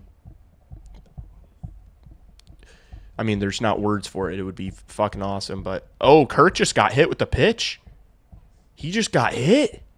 Bases juiced. 1 out, chat. Bases juiced. 1 out. Holy shit. When are you going to quit kidding yourself and give me the mod I so deserve? Bolin racked up the points in the minors. Big time scorer. Bulls scored at every level. Then because total two-way guy. It's true. Yeah, Dave Bolin was good. Varsho. 0-4. Bases juiced. 1 out. Yep. A fucking walk-off grand slam in the World Series Game 7. Does it, like, that's literally shit that you do in your backyard as a kid, you know? That would be so sick. Damn. Kirk, dude, the fact that this Kirk guy, that shows you how much of a joke the sport of baseball is. He's like 5'8" and fat, and he hits absolute bombs. Like, that's a world-class athlete, that Kirk fella.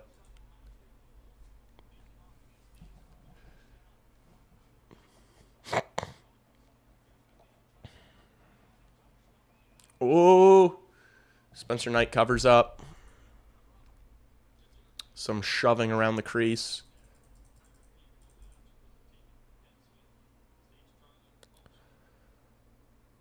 What are they doing? Are they doing a substitution? Dude, yeah, shove McDavid, man. Don't let him keep hacking my guy. Here's Nuge. That was scary. Good stick from Teravainen. Nazar just uses his hand to bat it out of the zone. Good play from him. Yeah, walk-off would be crazy.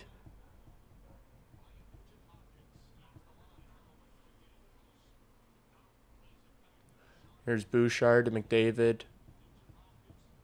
Nuge behind the net. Oh, McDavid. Oh, it hits the crossbar. That was close. McDavid's got it again. Good stick from Vlasic there.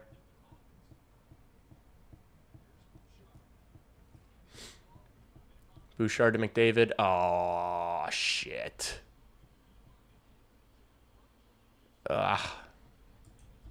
Oilers score. Great pass from McDavid.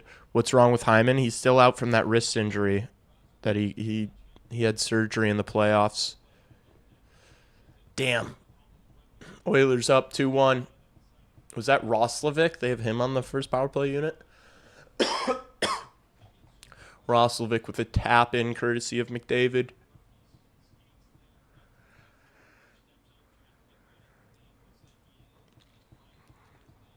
Strike. 1-2 count.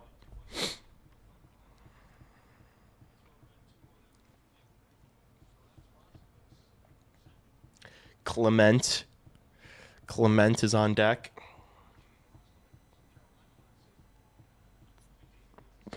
Ooh. Oh, no. They might be able to turn a double play. They got him out at home. 2 outs. Bases still juice. Clement up. Sorry, I'm getting distracted by this baseball game. Forgive me. It's slightly more. Oh, no. Oh, good save, Spencer Knight. Oh, my gosh. Edmonton fans are on their feet. Fuck.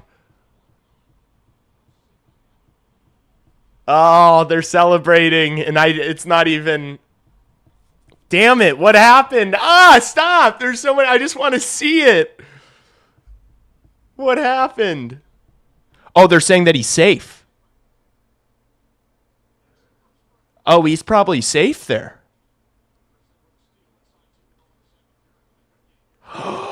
His foot was off. No, I think he's out. I think he's out there, chat.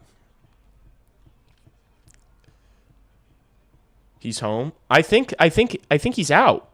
His foot came off, but then it went back on. He's out. He's out, chat. He's out. Non-biased. Non-biased. I don't really care. He's out, though. His foot came off the plate? Yeah, but it went back on the plate. Dude, they were standing up and celebrating in there. Dude, these Edmonton fans were celebrating like they won the World Series or something. All right, Ernie. Ernie Clement. Big Ern.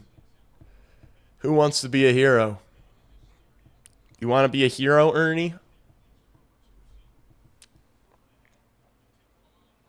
Oh.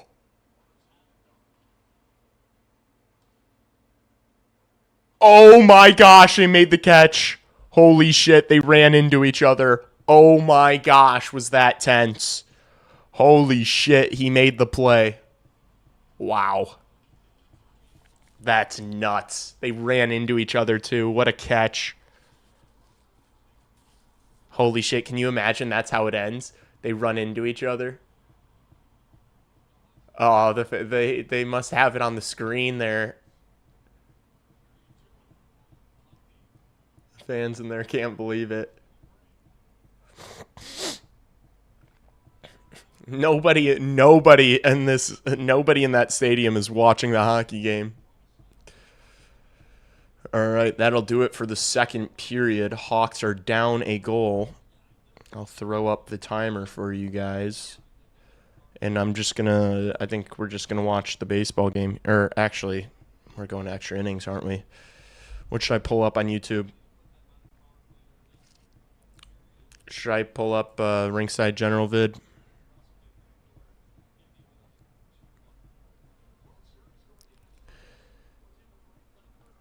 Bedsy and Nazar going to bust it open in the third. I would love to see Bedsy and Nazar bust it open.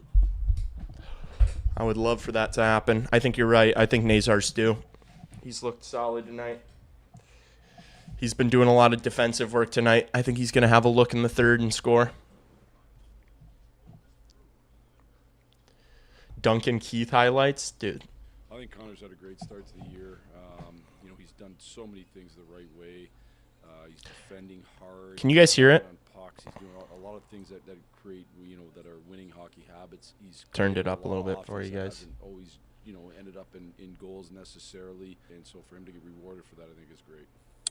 If you trust Jeff Blashill's opinion, Connor Bedard has had an incredible start to the season. Whether or not it consistently showed up on the stat sheet, he's been more responsible defensively, he's been the backbone of the new energy that the team plays with, and his offensive impact has been noticeable on a shift-to-shift basis. But if you trust some of the louder fans from the past week, apparently Bedard hasn't created enough offense, is already... Dude, these advanced analytic graphs are going to make me actually hurt someone in real life. ...on his way to becoming a bust, and is just waiting for a move to his hometown Vancouver Canucks. Luckily, Bedard chose the perfect time to silence the noise with the best game of his young NHL career. So in this video, let's celebrate and analyze the film from Bedard's first ever NHL hat trick. We'll discuss the specific barriers that are preventing him from truly exploding for offense earlier in the season. We'll look at the coaching adjustments that sparked this offensive breakthrough, and we'll analyze why his unique skill set creates challenges not only for his opponents, but sometimes even for his own coaching staff. But before we go any further, 91.5% of you are not subscribed. Subscribe to the general, chat. Subscribe to our general. Are you talking about bowling? No. That guy is an interesting channel. I think he does great work. I think his videos are awesome. do plenty of film reviews, Blackhawks coverage, and in-depth tactical analysis. So if you love hockey, you'll love joining this community. We'll also have a super limited edition merch drop within the next. That guy should focus on his medical career. I think he is. That's why he doesn't post videos very often, right? Next month, and subscribers will be the first to find out about it. So be sure to hit that button so you don't miss any future uploads or projects. And now that you've done that, let's dive straight into Connor Bedard's dominant film against the Ottawa Senators. Going into this game, Jeff Blashill debuted a brand new first line with rookie and surprising. I love this line, man. Uh-oh. At the wall. Effective bottom six player Ryan Green inserted alongside Bedard and Andre Burakovsky. To be transparent, I was not really a fan of that move, and it sounds insane to say this in hindsight given how the rest of the game went, but that line did not get off to a very good start. Chill. By the end of the opening period, the new look first line had, and I can't believe I'm saying this, a 0%. The only general is the General Lee.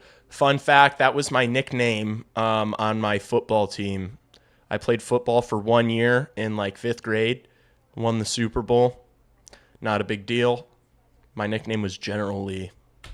Expected goal share. Now, I don't think that expected goal share is the best analytic to assess Connor Bedard with, but regardless, a 0% expected goal share essentially means that the first line spent the entire period creating no offense and getting caved in. But luckily, the best way to get a goal I guess it wasn't a good first period from them in that game. Score going is usually on the power play, and with just under 2.5 minutes. My mom got me a history book, and when I was young about General Lee, and I cried when I found out he was the general for the bad guys. I thought he was on the good guys. I started crying when I was 8. I found out he was on the bad team. Minutes left in the first period, Bedard drew a slashing call to send the Blackhawks to a power play. Now, leading on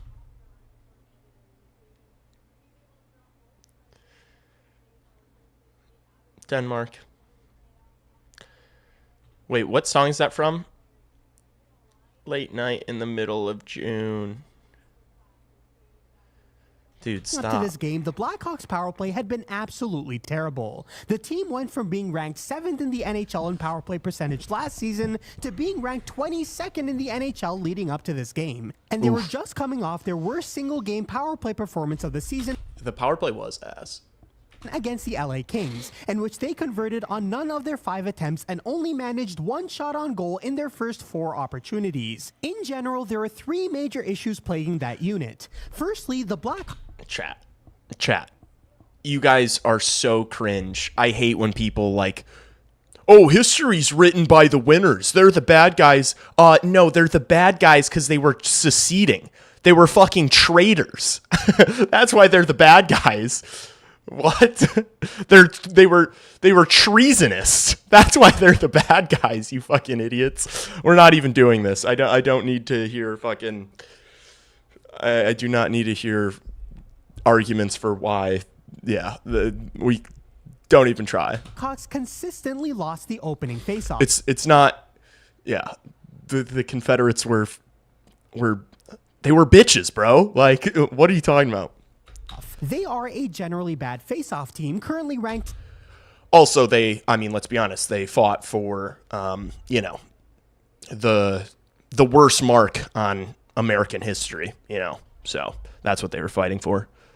9th worst in the NHL with a win percentage of only 47.6%. And of the 32 power play opportunities that they had leading up to this game, they lost the opening faceoff in 17. Guys. This is the cringiest take. I hate takes like this. Of them. That means that on over half of the total power plays the Hawks had this season, the opponent was able to gather the puck first and get it out of the zone quickly, wasting valuable time. And that led to slavery bad, y'all. Thank you, Lo. Hey, chat. I'm gonna say something groundbreaking here. I'm gonna say something problematic. Slavery was bad. To the second big issue with the power play, and that is the Blackhawks could not break the puck back into the zone cleanly. Yeah, Dad. And the slavery thing. Yeah, and the slavery thing. Thanks, guys. Thanks for my dad and Lo having some some IQ points here. To save their lives. Now, going through details, this is where we end the conversation, by the way. This is where the conversation ends. All right. Let's watch the ringside general, please. Wagwan general. On the power play entry and the slingshot nuances that Mike Vellucci attempted to introduce all season is beyond the scope of this video. But the long story... Stop. You'll get timed out. You'll get banned. No jokes. Short is that the second power play unit was much better at breaking the puck into the zone than the first unit was because of Andre Burakovsky. Burakovsky is better than basically anybody else on the Blackhawks in two very specific ways. Firstly, throughout his career, he's always been a cheat code at gaining the offensive zone in possession of the puck. He is. I didn't know this. I didn't know like this stat, but he is awesome on zone entries, and that's very helpful on the power play, instead of relying on the dump and chase. Secondly, he has chemistry with Connor Bedard since they played together at 5-on-5, and Burakovsky has been learn from your enemies. Oh no, for sure. I'm not like he was a good general. Extremely good at timing his plays and showing a level of patience in the offensive zone that others just haven't. Thankfully, the Blackhawks did tweak the power play units leading up to the Ottawa game, moving Burakovsky to the top line and demoting Teravainen to the second unit. But the issues plaguing the power play were not just related to personnel, because when power play's been better since Berkey's been on it. Whenever the puck was in the zone, the power play never seemed to work through Connor Bedard. To understand why, let's take a look at one of the most prolific power plays to start the season, the Vegas Golden Knights. Like Chicago, Vegas's engine on the power play is a right-handed star in Jack Eichel. But unlike Chicago, the entire Vegas structure is designed around this Chill. idea. Whenever Eichel has the puck in his preferred left circle, Vegas makes sure that he has the maximum number of MSZ. Yeah, MSZ is another new channel doing really good work. Yeah, him in general dude, they grind on these videos. These videos take a long time to make. Dangerous passing options always available to him. Firstly, Tomas Hertl plays the bumper position in Vegas. No, something the cadence of, I feel like every single like hockey commenter, what it's all like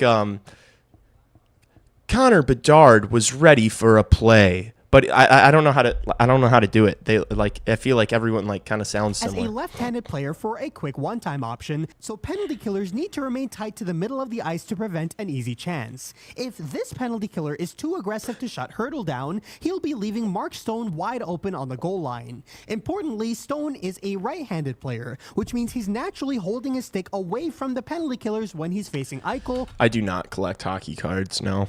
Which opens up an easier passing lane than if he was a left-handed shot.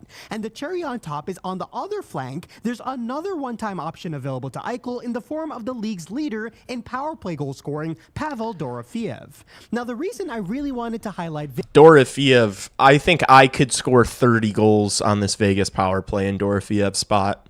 Vegas's power play specifically, is you may be wondering, well, in this power play setup, where the heck is Mitch Marner? I mean, after all, Vegas just added him this past offseason on a massive deal, and he's one of the best playmakers in the entire NHL, so why is he not being showcased? Well, in this screenshot, Marner is completely out of frame playing on the point. Why? Because Vegas is running the power play through Jack Eichel, and having yet another right-handed playmaker would be taking valuable possession away from Jack Eichel. So, taking notes, chat. While Eichel is leading the NHL in power play points and Mark Stone is tied for second, Mitch Marner is currently all the way at 125th in Gotta take your meds and call it a night. You got bingo in the morning. the NHL with only one power play point on the season. It's only when Stone got injured that Marner was moved into a more... Oh shit, Dodgers have the bases juiced with only one out. Uh-oh. favorable position on the same flank as Eichel. And that's the type of sacrifice that the Blackhawks have not been willing to make in the early going this season. Because in the effort to put everybody on the ice in their ideal positions, the power play as a whole has struggled. Whenever Bedard has a puck in the left circle, he has no one-time option available in the bumper because Frank Nazar, who plays there, is right-handed. He also has no reliably open passing option at the goal line because Tyler Bertuzzi, who plays there, is left-handed. It's not a coincidence that the only only power play point Bedard had leading up to this game was a picture-perfect pass across the ice to the only one-time option he has available to him, Teuvo Teravainen. In this power play setup, the power play naturally runs through the other side of the ice. Oh, they got out. All of those They got options out. available to Eichel are also available to this player. So thankfully, leading up to the Ottawa game, the Blackhawks picked Bedard up off the left circle and dropped him off to this position, finally facilitating a structure in which Bedard can actually run the power play with multiple options whenever he's in possession of the puck. I see. The added bonus is that Bedard is lethal with his wrist shot when he has time and space, and as a right-handed shot on the right flank, he naturally carries the puck further away from the middle of the ice, which buys him more time to release that shot. So they're having Betsy play on the right side. Early enough, with these shrewd coaching moves, the three biggest issues plaguing the Blackhawks power play evaporated into thin air. Frank Nazar won the opening draw. I'm actually playing shuffleboard. Burakovsky gathered the puck in the left flank, They're playing backgammon. pitch and catch with both Bertuzzi and Nazar to create even more space for Bedard to skate into, and then Burakovsky showed off that first-line chemistry. He skated down the left flank, found a perfect lane, and sent a laser of a pass over to the tape of Connor. Yeah, that was a fucking dime, man. Wait, did the Jays just get out of that?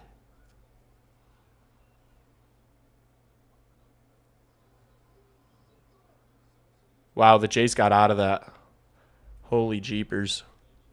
Bedard, who sent an even quicker laser beam straight into the top corner. You couldn't skate over there and place the puck with any more accuracy than Bedard shot it, and just like that, he was on the board. Ottawa responded with Betsy some nice sniped that shot. pressure to start the second period, but almost 3 minutes into that period, Bedard had seen enough. This play begins in transition. Artem Zub plays a long stretch pass to Nick Cousins, who one-touches the puck into the zone, but Tim Stützle enters the zone a bit too early, activating a delayed offside. Stützle then goes off for a line change, but Nick Cousins stays in on the forecheck despite the Man, Dodgers get out of the inning with bases juiced, and the Jays do the same thing. Crazy game, yeah. delayed offside. Dude, is this going to be another 18-inning fucking never-ending? I actually wouldn't mind that. After the stream, just watching it for an hour or so, I'd be down. Levshinov whacks him in the mouth with his stick on a follow-through. Now, let me make something clear. This was a follow-through. It's not a penalty. I don't want to see any unnecessary Artie hate in the comment section. Thank you, General. General gets it, chat. No. He sounds, dude, General sounds just like me. And yes, I do read all your comments, even the ones dedicated to my squeaky voice. No way! No way! No way! He said it. He heard you guys. Even the ones dedicated to my squeaky. Oh my gosh. People are so consider getting a voice changer. I just don't like the getting info from Happy the Clown. Jeez, dude, y'all are fucking brutal, man. Voice. Oh my gosh. In any case, Nick Cousins was clearly upset about what he thought was a missed call. That's so funny. He was at the end of a we love Self-Aware King, yeah. Shout out Ringside General. He's awesome. Anyway, he just slowly skated off for a line change. Let me explain why this is so important. Ottawa is trying to run a 1-1-3 forecheck, and the first forechecker is responsible for passively preventing easy plays up the middle of the ice with his positioning. The second forechecker is essentially what a an safety ugly blanket for the same idea. 1-1-3 is disgusting. That's so gross, dude. It's like just fucking wheel a bus out there. Just pull a bus out there. Break out just enough for the wall of so three boring. players to step up aggressively. Thank God this is not what the Blackhawks do. At the blue line to either force a dump in or a turnover. However, because Stützle entered the zone too early and activated a delayed offside, the F2 in this case, which is Dylan Cousins on the line change, is forced to remain positioned extremely passively in the neutral zone to avoid being in an offside position. Apparently, Nick Cousins did not get the memo, and he initially forechecks aggressively before peeling off for a line change, but the delayed offside remains in effect. You can see what the issue is here because the F1 and F2 both vacate the middle of the ice, leaving Connor Bedard a ton of room to collect the pass and gather speed through the neutral zone. Now, as of about 7 days before this video drops, Connor Bedard was leading the entire NHL in even strength zone entries per game. It feels like he's had like 8 tonight. And when a player is that good at manipulating defenses and entering the zone with possession, all he needs is... They're interviewing Michael Pekka right now. Do you think they're asking him about his 2 Selkies?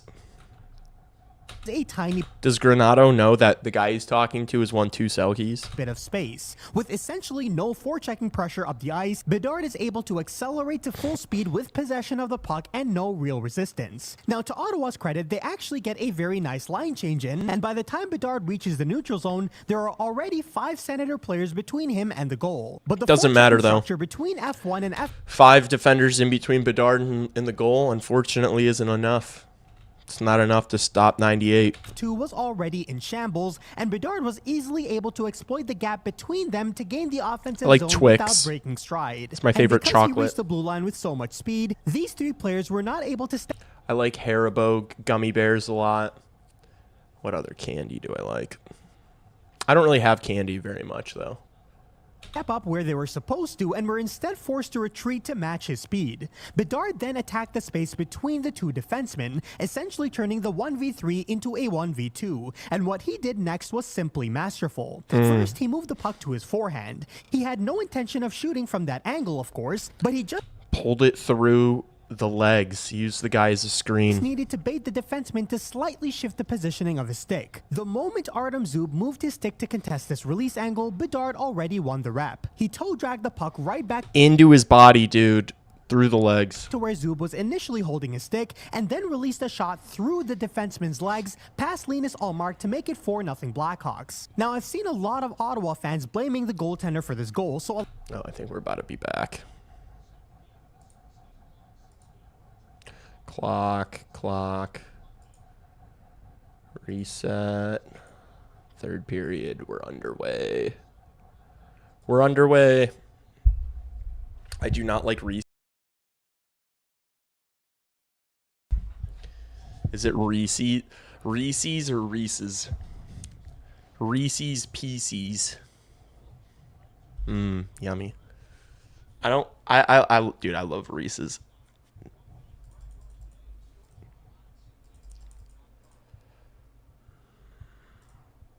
Sour trolleys. I don't like sour trolleys. I don't like those gummy worms very much. I'd rather Sour Patch Kids are fire. I'd rather Sour Patch Kid than sour trolleys. Here's Vlasic from the point. His shot gets deflected into the corner. Ooh. Teravainen just fell to the ice after a collision there. Good work from Crevier. Nice stick lift from Bertuzzi. Oh, come on. They're getting Bedard on that. That's fucking soft as hell, man. Dude, soft stick penalties irritate the hell out of me. A hook. He threw his hands up right away. Kind of made him look guilty. Oh, yeah, it was quick. It was, though. That sucks. It's a bad penalty. Whatchamacallit. Something my mom says all the time. Whatchamacallit. Or what's his face. That's something my mom says a lot. What's her face? What a funny thing to say. What's her face? Uh-oh. Oh, good work. Did Knight just break up that pass?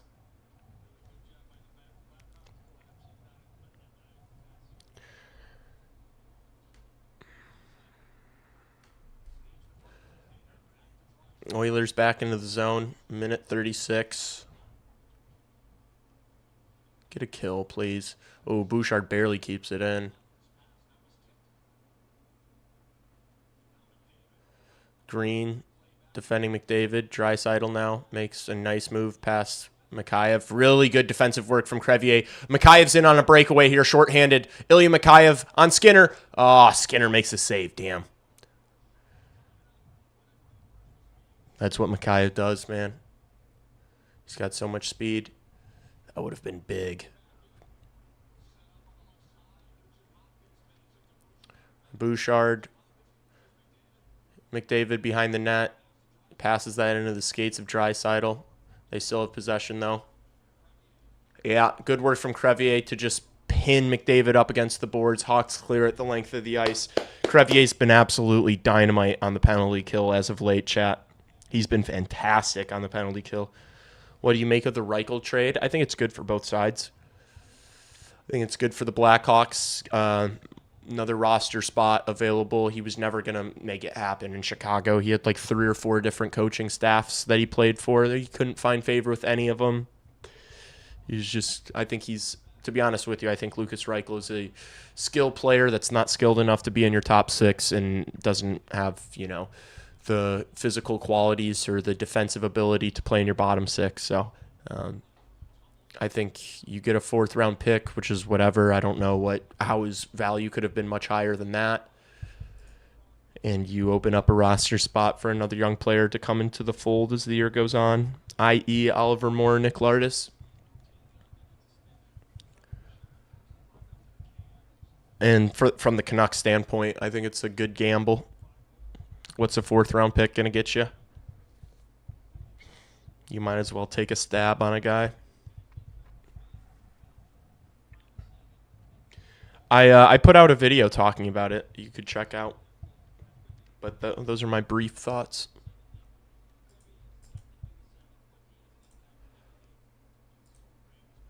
Oilers win the draw. Bedard tries the diving play to poke it out of the zone. Burakovsky loses it to Podkolzin. Good stick by Burakovsky. Oh, Bedard not able to get on that. Lardis had a sweet 1T tonight. Oh, damn. I should have pulled up the Ice Hogs highlights.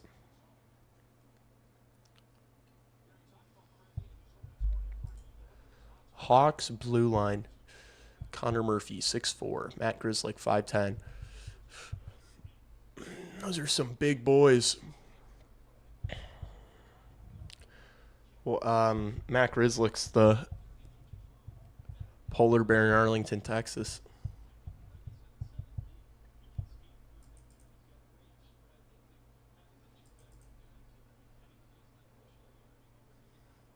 Offensive zone end draw for Bedard.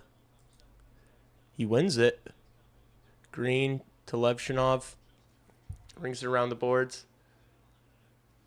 Here's Green behind the net. Artem Levshinov, yes! Burakovsky scores off the Levshinov shot. Let's fucking go. Blackhawks get another one. Back level in Edmonton, 2-2 in the 3rd. This line, man, this first line is so dangerous. Big face-off win for Connor Bedard leads to this goal. Artem Levshinov going to pick up an assist here. Ryan Green, man, what a dog. Ryan Green and Artem Levshinov picking up assists there. Great work from both of those two. Ryan Green's a dog, man. Ryan Green is a gotta-have-it kind of guy. Perfect pass. Berkey there to pounce on the rebound. Let's go, boys. Let's go, chat. 2-2. Skinner blocker save. Second line out here now.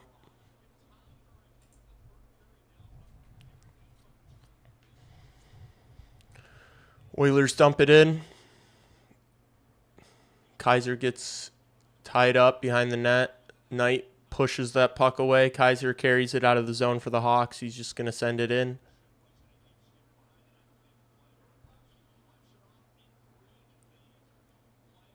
Here's McDavid with speed on Vlasic. Good work by Vlasic. Didn't really give McDavid much room there. Didn't have a guy up with him. Knight's just going to cover this. 15:54 left in the 3rd. 2-2 ball game. Oh, Dodgers. That's out of here. Dodgers just hit a home run. Solo shot. Will Smith. Damn. Will Smith. Lee, we got to get you an extra monitor to watch the game.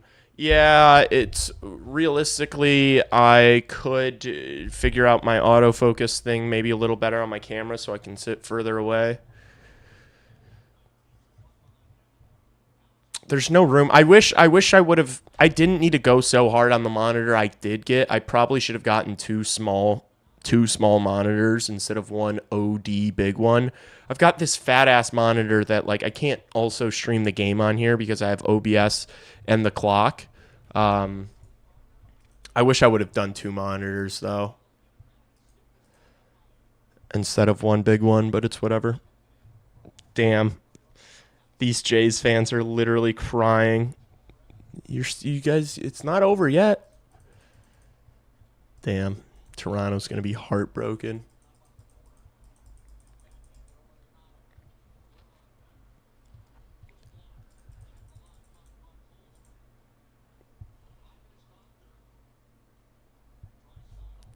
Will Smith, dude.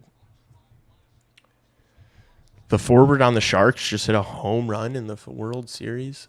What the fuck? Uh-oh, here's Draisaitl. What a pass. Good save, Spencer Knight. Holy shit. Attaboy Knighter. Attaboy Knighter, chat.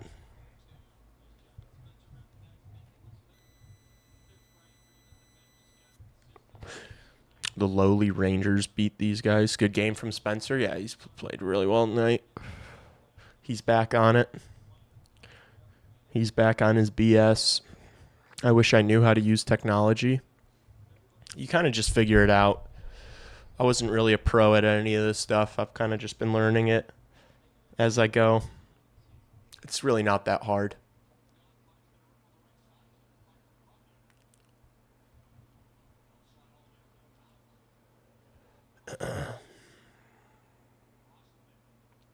Oh. Here comes Roslovic. Good stick there from Wyatt Kaiser. Doc up to Slaggert. Slaggert. Oh, couldn't find Levchinov there with that pass. Slaggert just doesn't have, like... Slaggert doesn't have enough offensive ability, man. He's going to have to, like... I don't know. Slaggert's going to have to really dial in his defensive game if he wants to have a career in the league, I think.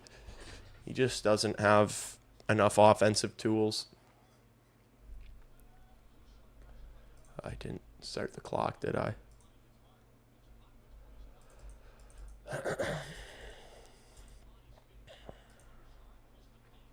Nice stick lift from 98. He's got the speed. Leaves it for Burakovsky. Oh, I wish he passed that to Green, man. I need that goal. I need that Green anytime. Dude, this first line. Ryan Green! Win that battle. Damn it. McDavid took it off of him. It is for me. I'm low IQ, kind of Forrest Gumpish. Damn. What's up, Dax? A kind of Forrest Gumpish is a crazy thing to say about yourself. Here's Frankie. Into the zone. Cuts back. His pass gets intercepted. Was looking for Bertuzzi there.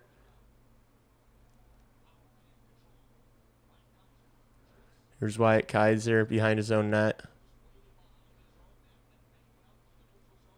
Nice pass. Oh, Nazar into the zone.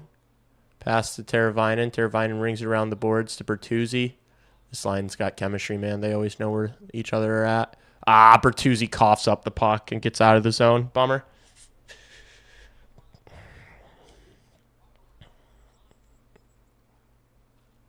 Edmonton gets possession.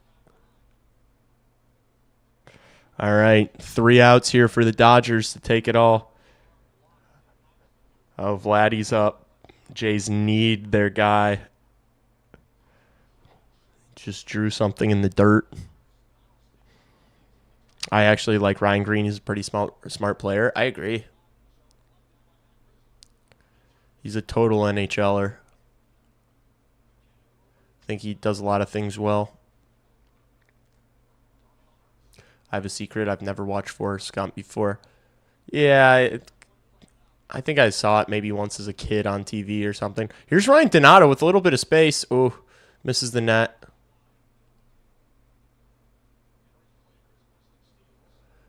Grzelcyk to Levshinov. Back to Grzelcyk. Collision in center ice between Foligno and Henrique. Foligno's going to dump it in.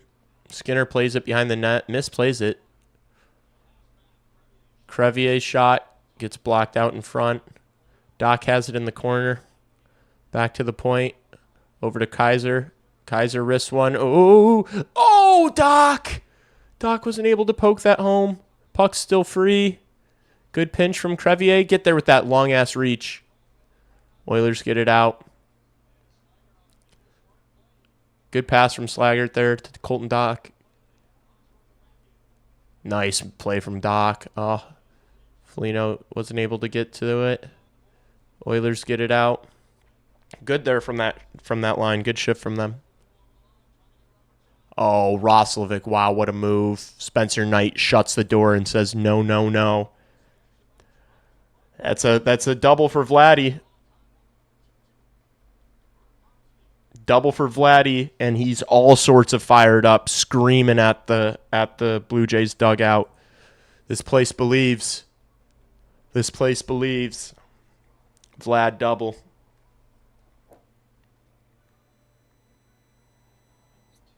Gosh, how clutch is that fucking guy?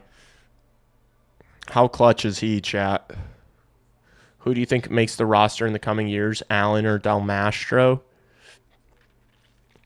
I don't know. Probably Del Mastro.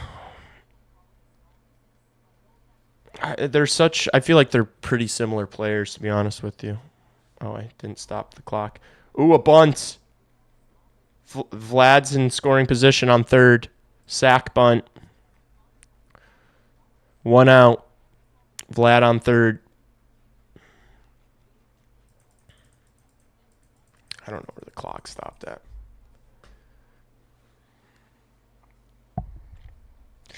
Oh my gosh, this is what sucks about baseball. It's like after anything that happens. Oh no, my batteries. Give me a sec, chat. I've got the backups.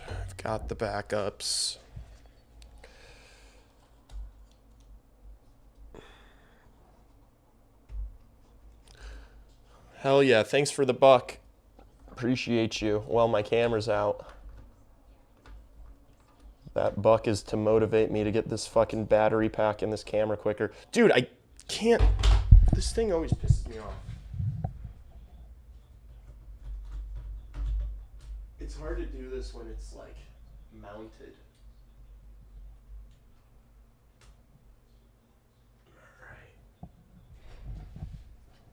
All right. What's your gross monthly income? Yeah, dude, let me just tell you how much money I make really quick. Let me get right on that. Thank you. I really appreciate it. What's your monthly income? You're a clown. Hawks win the draw. Attaboy Bedsy. Connor Bedard looks so good. How good has Connor Bedard looked recently? How good has Connor Bedard looked this year? Kid is special, man. Who are win for you? Huh? Okay.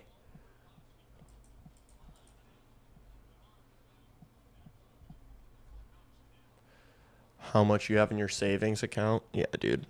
Let me pull it up for you. Let me give you my social security number too while I'm at it.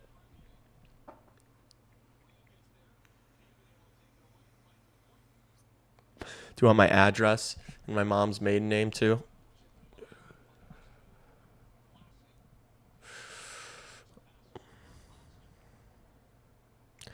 They walk them. 1 out. Runners on first and third. So happy you continued on. Hawks hockey would have not been the same without you and Justin covering the team. I appreciate that. Drop that pin number, fam. All right, Bertuzzi plays around the boards to Tavo. Dude, this fucking autofocus screwing me up. Oh! Good chance there for Frankie out in front. Skinner closes the door.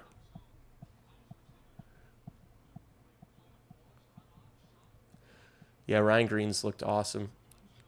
Good hit. Good physical play there from Levshinov.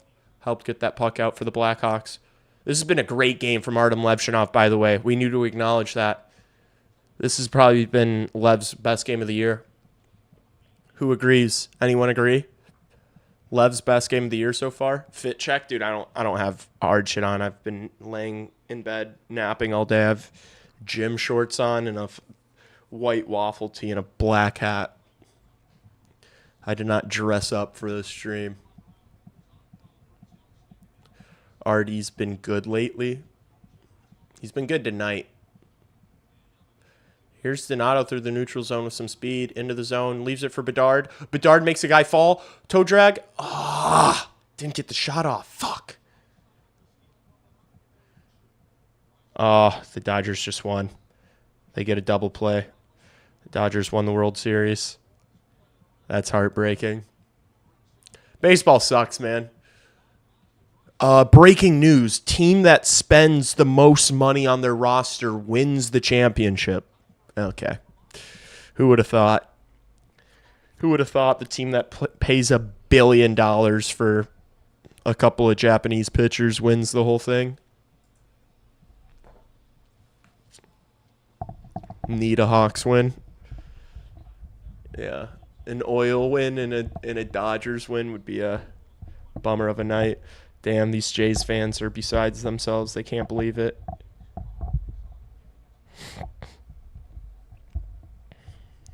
That's why I like hockey better. Dude, honestly, take away the salary cap in hockey. The Blackhawks will be one of the teams that are competing every year. You know, fucking our ownership would spend the money. My brother-in-law keep trying to put the game on, and I'm like, bro, baseball on TV effing blows. Get me back to the regular season Hawks. Regular season Hawks hockey clears. You're kind of right.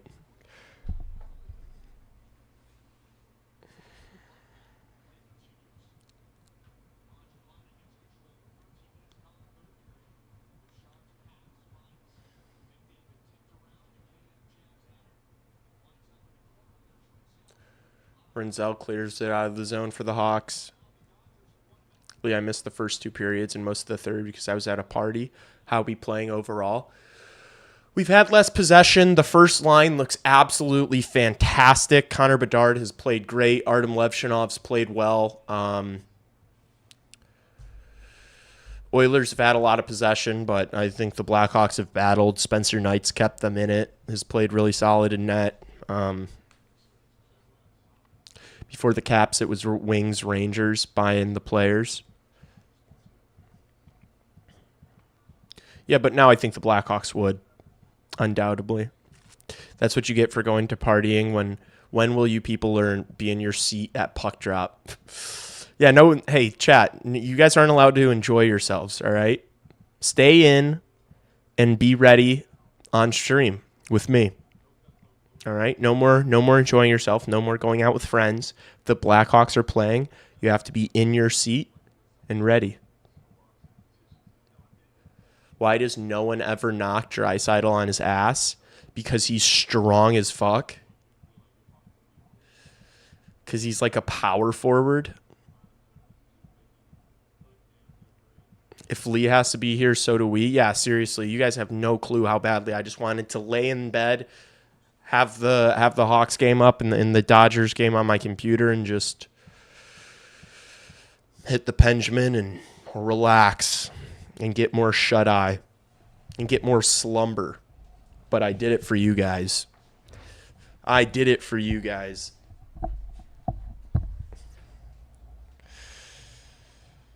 Verducci. Some of that Verducci. Crevier needs to hit Leon or McDavid.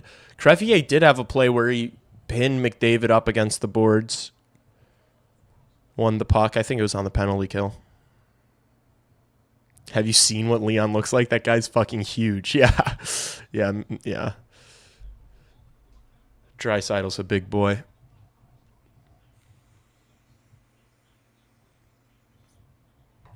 I think if it was easy to knock him on his ass, everyone would do it. Crevier could take him down. Yeah, but hitting isn't just about size, you know? Whoa! Oh my goodness! Blashill's got a couple distractions behind him. Oh my lordy. Jeepers. All right, back to the hockey game. Hawks are going to win this game. Lebowski calling his shot.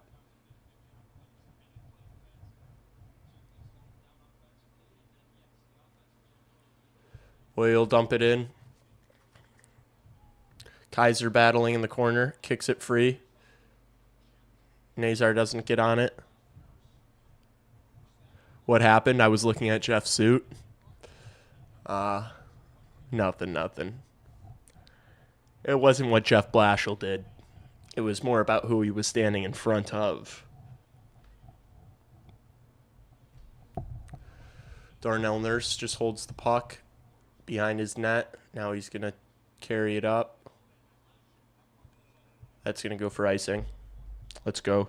First line out there. Let's get it. Win this draw, Bedsy.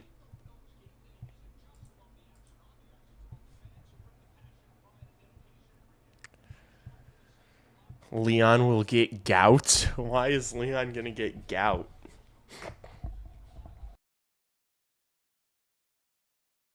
Going to get gout.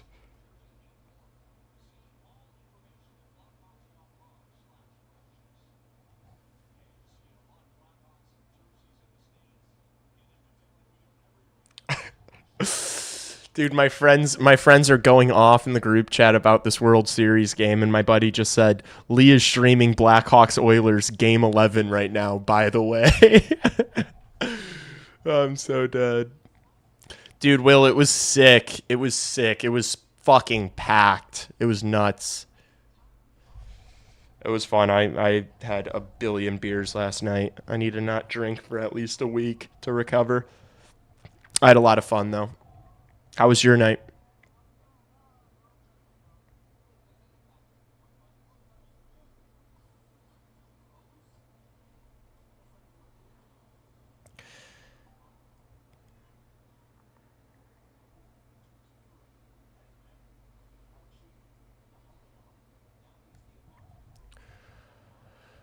Better game. Grizzy good PTO signing. Yeah, I guess. For what, though?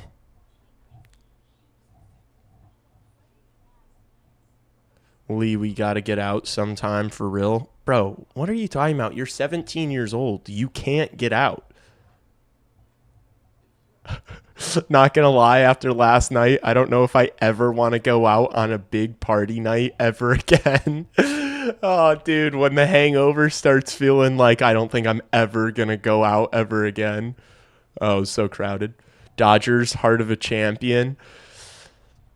Elia, that game was crazy. That game was crazy. Heartbreaking for the Jays, dude. That Toronto might burn down tonight.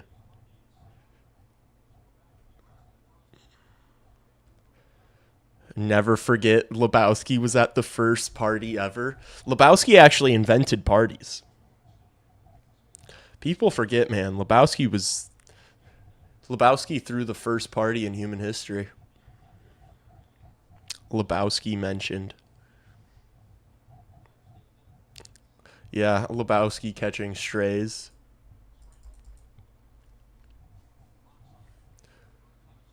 Oh, Burakovsky's shot goes wide, or maybe Skinner got a piece of it. Bedard not able to keep the puck in the zone. He gets muscled off of it. Oh, Frederick's shot gets deflected into the corner. Nice. Puck gets out of the zone. How about these young Americans on the Blackhawks? Knight, Frankie. Once you hit 25, you hate to mix water or two and it blows. You have to mix in a water. I was drinking a ton of water last night. There was a point in the night last night where I was like, I'm done drinking. I'm gonna start hydrating. And then me and my sister left the rave, and she was like, should we meet up with our friends that we were with before the rave? And I was like, sure. And then I started drinking again after I stopped. I had stopped for like an hour and a half and then picked it up again. Bad choice. I actually look forward to Hawks games this season. Me too, man. Me too. Oh, Vlasic! Oh. Mikheyev tried to get that to Donato. Oh, no. I think Mikheyev might be hurt. Why did he leave that stick there and, like, skate gingerly to the bench? I hope he's not hurt. Did you watch football today? Yeah, I woke up and I put the Ohio State-Penn State game on, and I watched your Buckeyes get a win against a shit Penn State team. I was kind of in and out of snoozing the whole time, but I watched it. And then what other games did I put on? I'm trying to think. I played Xbox for a while, so I stopped watching at some point. Not a team you want to play in overtime? Yeah, no, probably not. I'd be okay with an OTL tonight, though. That wouldn't be a bad result. And let's pick up our wins against, Seattle and Calgary. My mom's going to the Cincinnati Bears game tomorrow. They have insane tickets.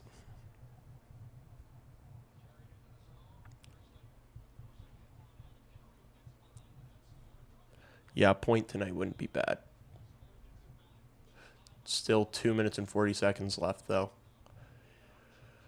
Nice play from Bedard. Green. This first line, it feels like they've already got chemistry. Like, their passing is so good. Green's a great passer. Look at that little nifty move. Burakovsky threads McDavid's legs. Whoa. Back to the point. Vlasic.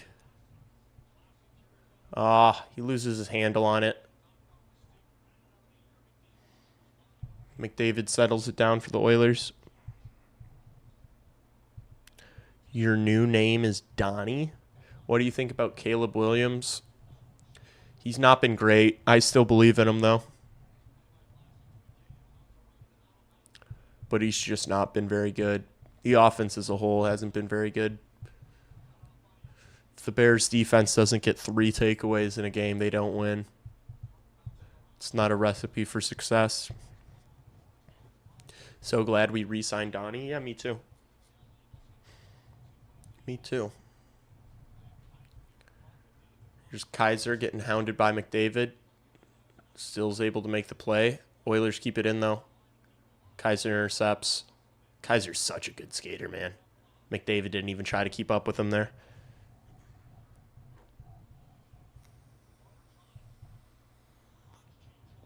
Minute 10 left.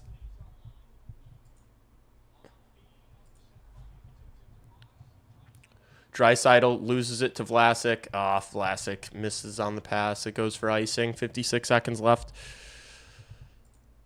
It's not ideal. Man, Wyatt Kaiser can skate. Yeah, he's so fast. He moves those feet so quickly. Not sure about Vlasic at this point, huh? What do you mean, not sure about Vlasic at this point? Vlasic was bad on Thursday, but has been good this year. Vlasic's great. Yeah. I don't know what you're saying.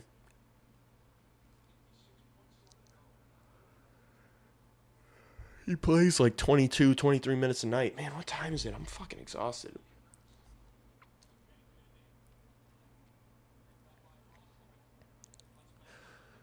Wyatt Kaiser's so good on his edges, yeah. It's so like aesthetically pleasing to watch him skate. It's like a hot knife in butter, just carving through the ice. Oh, I didn't start the clock. Shit. 33 seconds.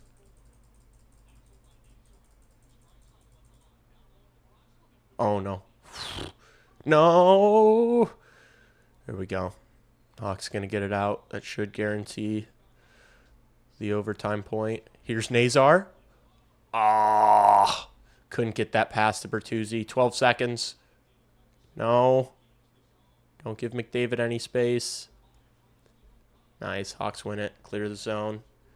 Will go for icing, but 0.8 seconds. I don't even know if that's enough time to get a shot on. All right. Hawks going to OT versus the Edmonton Oilers. OT, I'm going to call it Frankie Nazar breakaway game winner. That'd be nice. That'd be nice. Wait, how many? Actually, I don't think my parlay's going to hit because I don't think Bedard has the shots on that I need him to.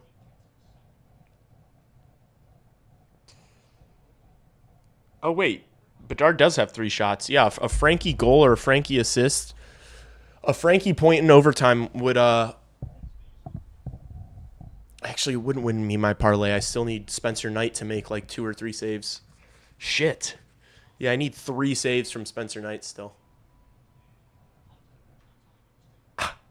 Lev Shinov just dove into Draisaitl and he stared him down. That's so funny. Nazar smirking. All right. End of regulation. OT. Artie career night. Yeah. Artie was great tonight. This was his best game so far this season.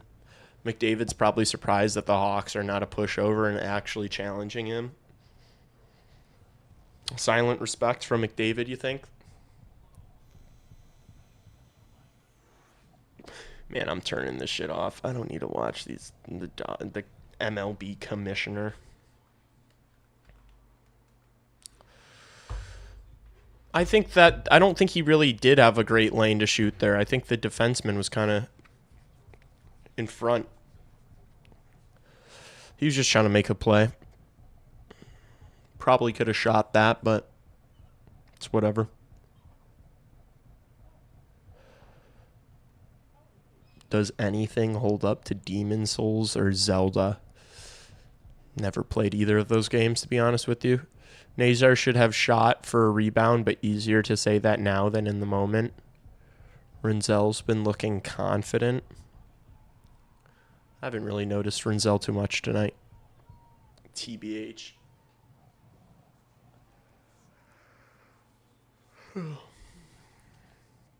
Nobody could shoot for a rebound. Bro, I have no energy, man. I'm so dead.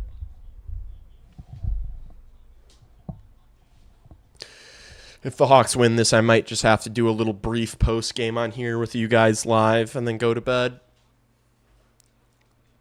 I don't know if I want to be using my brain right now trying to put together a coherent post game and then edit it and then make a thumbnail. Damn, Oilers win the draw.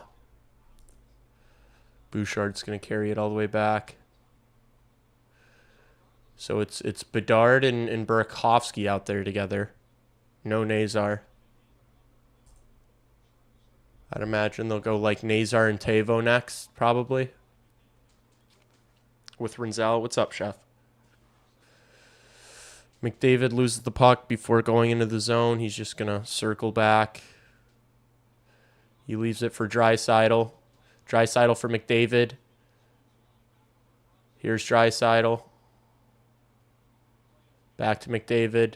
They crisscross. Oh, yes. Knight makes a save. Burakovsky skating onto it. He's got Draisaitl with him.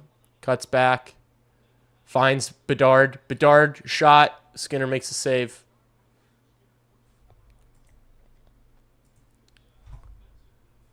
Bedard's not happy about something. You got 53 people watching, Chef? Hell yeah. Hell yeah, we going up, big dog. Bedard almost snipe. Yeah. Damn. What was Bedsy all upset about there?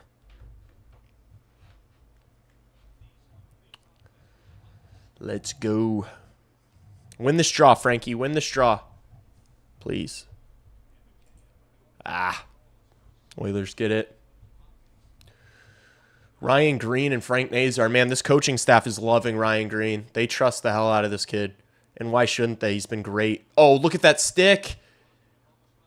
What a play from Green. Can they get on it, though? Oh, Levshinov coughs up the puck. That was such a good play by Green to bat that out of the air. Shit, my light just went out. You're just going to have to deal with it. It's going to be a little dark. It's spooky season. Here's Roslovic. Good stick from Nazar. Ah, they can't get on the puck, though. Oilers going to go for a change. Just need Bedard to get a clear shot at goal, and it's money. Here's Mangiapane. Levshinov closes him down. Stays with him. Mikheyev and is Green still out there? Yeah. Two minutes and 54 seconds left in overtime. Here's Mangiapane for the Oilers. Nice move around Levshinov. Oh my gosh, I can't believe that didn't go in. Wow. That was a close one. Here's Podkolzin into the Blackhawks zone. Donato hounding him a bit. Here's McDavid. Uh-oh. Mikheyev stays with him. He passes it to Draisaitl. Draisaitl around Donato. Oh, Knight! Ah, Evan Bouchard wins it for the Edmonton Oilers. Knight made the first save.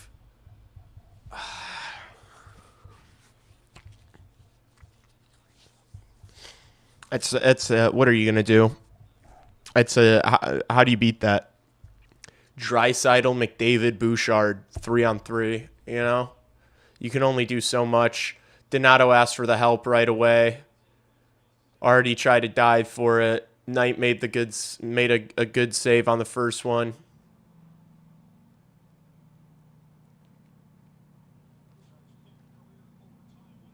Bummer.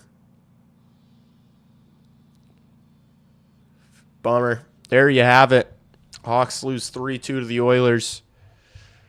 No post game. Definitely not doing a post game after that. Good performance from the boys. I felt like they battled. The Oilers played well tonight. They showed up. They had their starting goaltender in. It's super impressed with how the first line has been looking. I love Ryan Green up there. Connor Bedard had a great game tonight. He was dangerous every single time. From the second line, would have liked to see maybe a little more jump from them, but Nazar looked really good early, I should say. Nazar looked really good early. They just weren't able to score. Artem Levshinov, despite being on the ice there for that overtime goal, I think this was probably his best game as the Blackhawk this far. What else? No need for post-game? Yeah. I don't think so. I'm going to put that on Blash. Why? I don't think that was really on Blash.